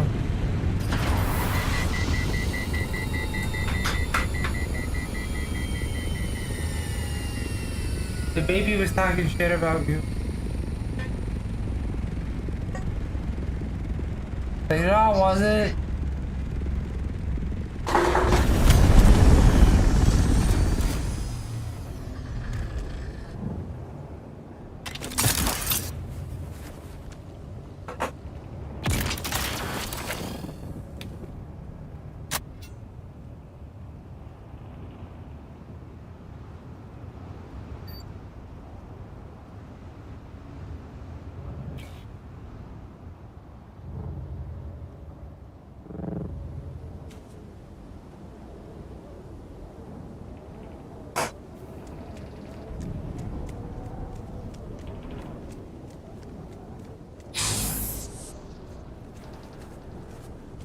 Identify yourself.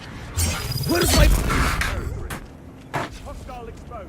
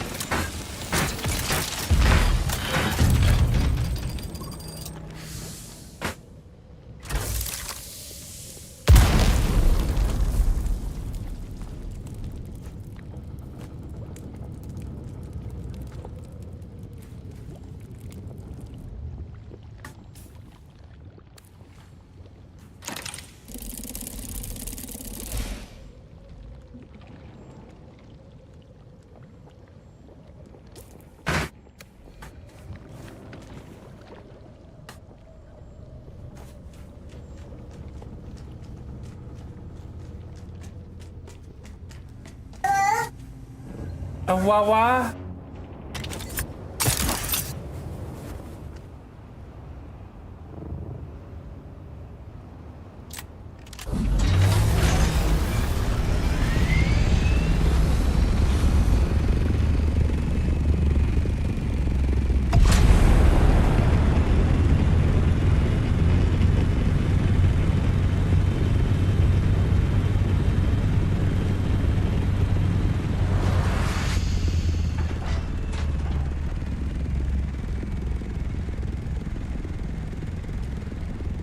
Smell that.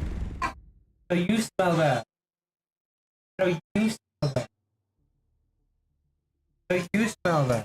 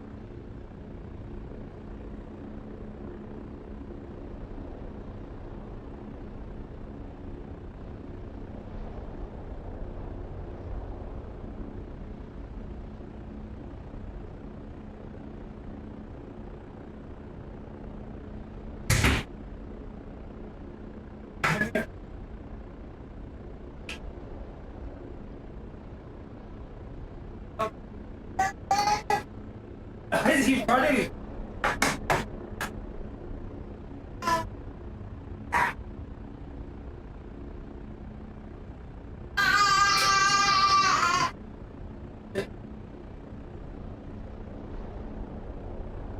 What?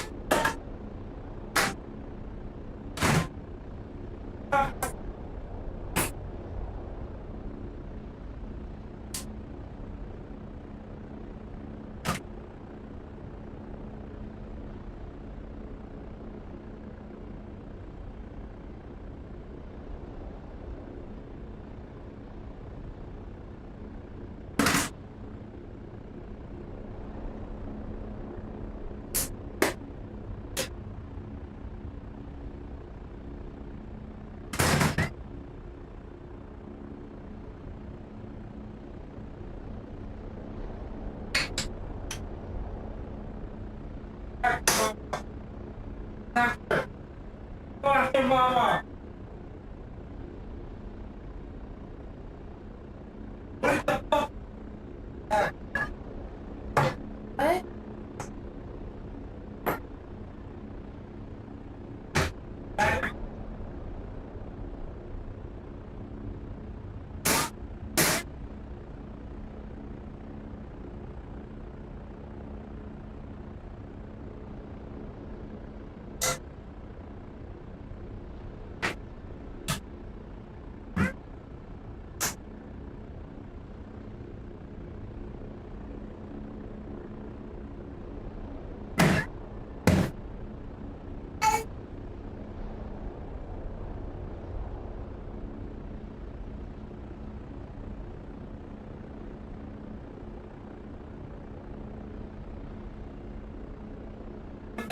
Ow!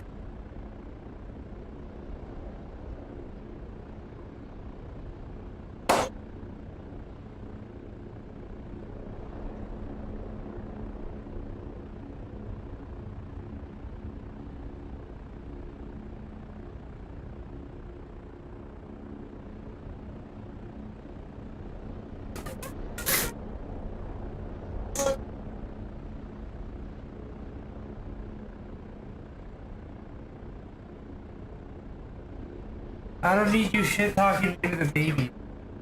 Over and started touching my off. Looked at me and I was like, yeah, I know.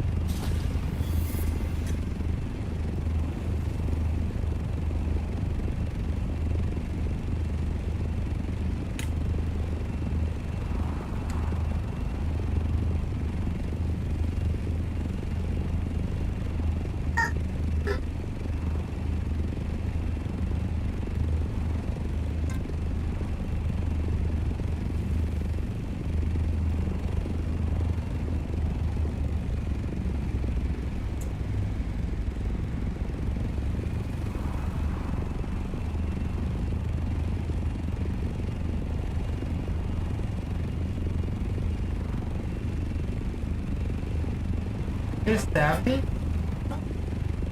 This dog. Oh. What the fuck is your problem? What the fuck? Yeah. I don't know, maybe you just snap? Why does that offend you so much?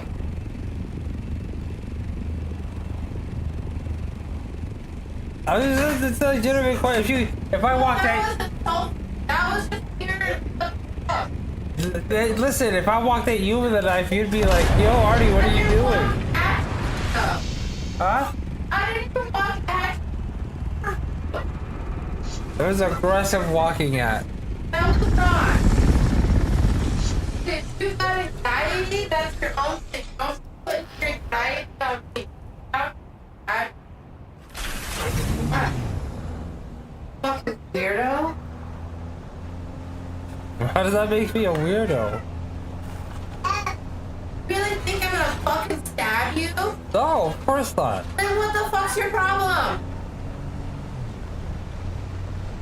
His wiener's out. What is your wiener doing? Why is his wiener out? Did you take it off? No, why would I take? I don't even know where he left it. He left it over here in the hallway. But why? Thanks, buddy. Looks like it's gonna die of anything. It's a fuck.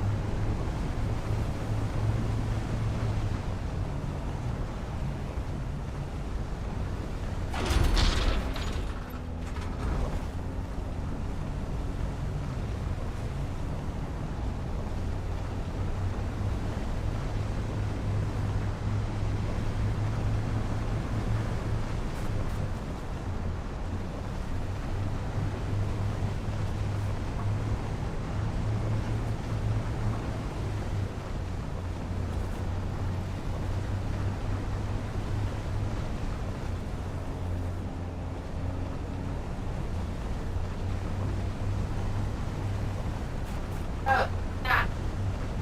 Yeah.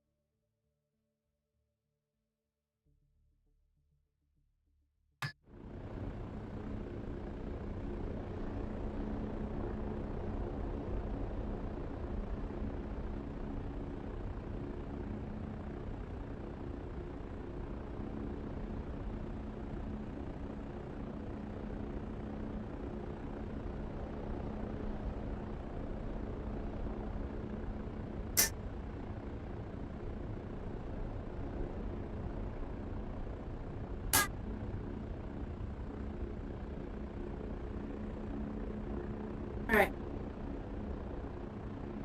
Okay, are you leaving the base?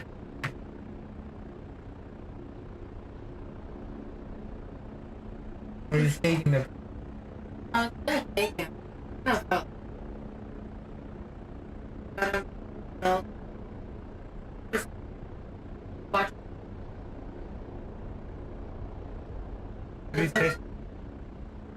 I know you wanna come back from but it,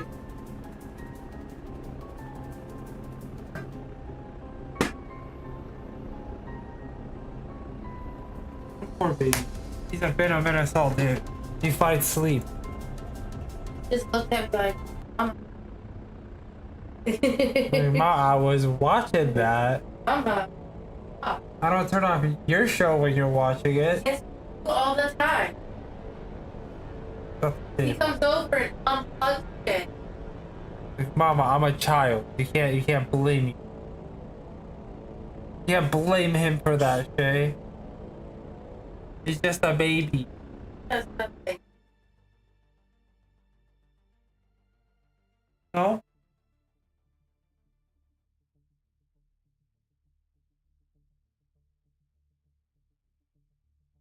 Yo, bro.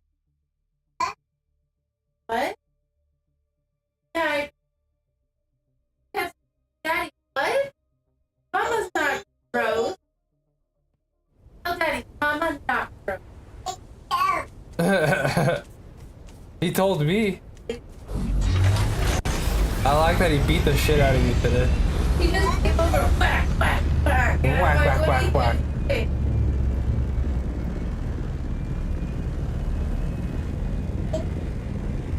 I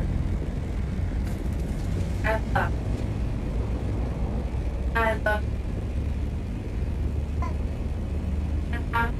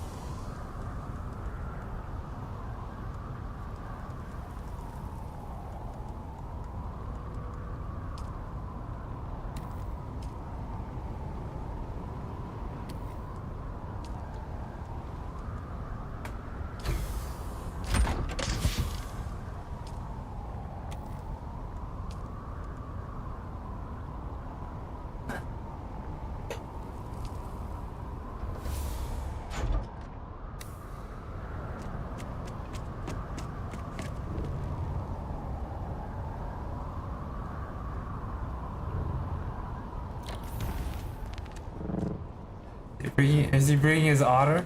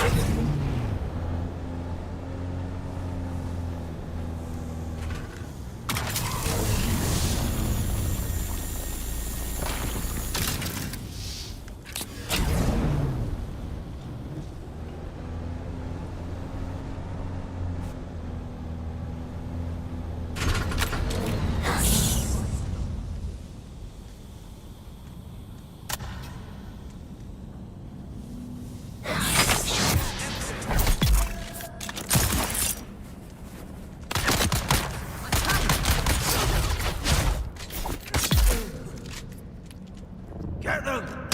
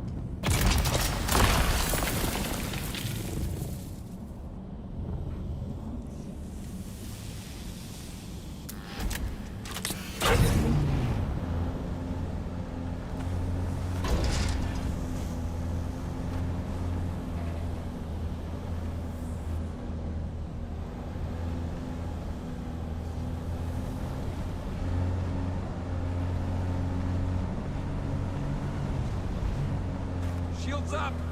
Help! Help! Who's there? There's a Weapon plane. empty!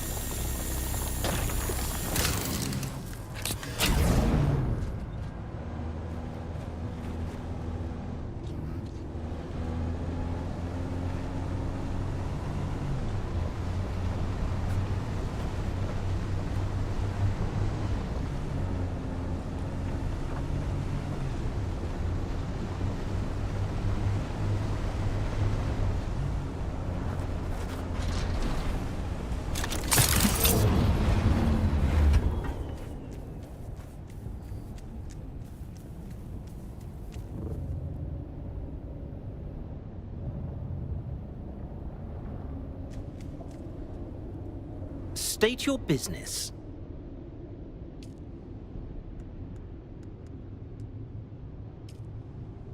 State your business.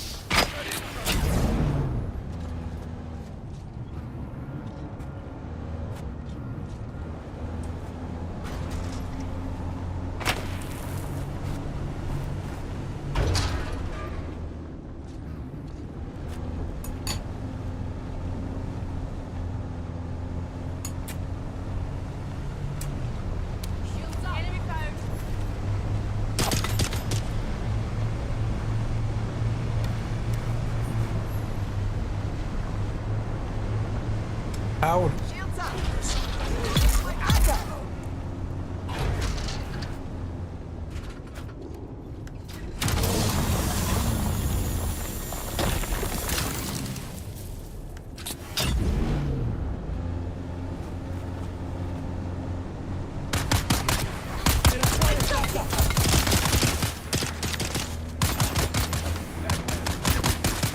Get the bastard! See someone.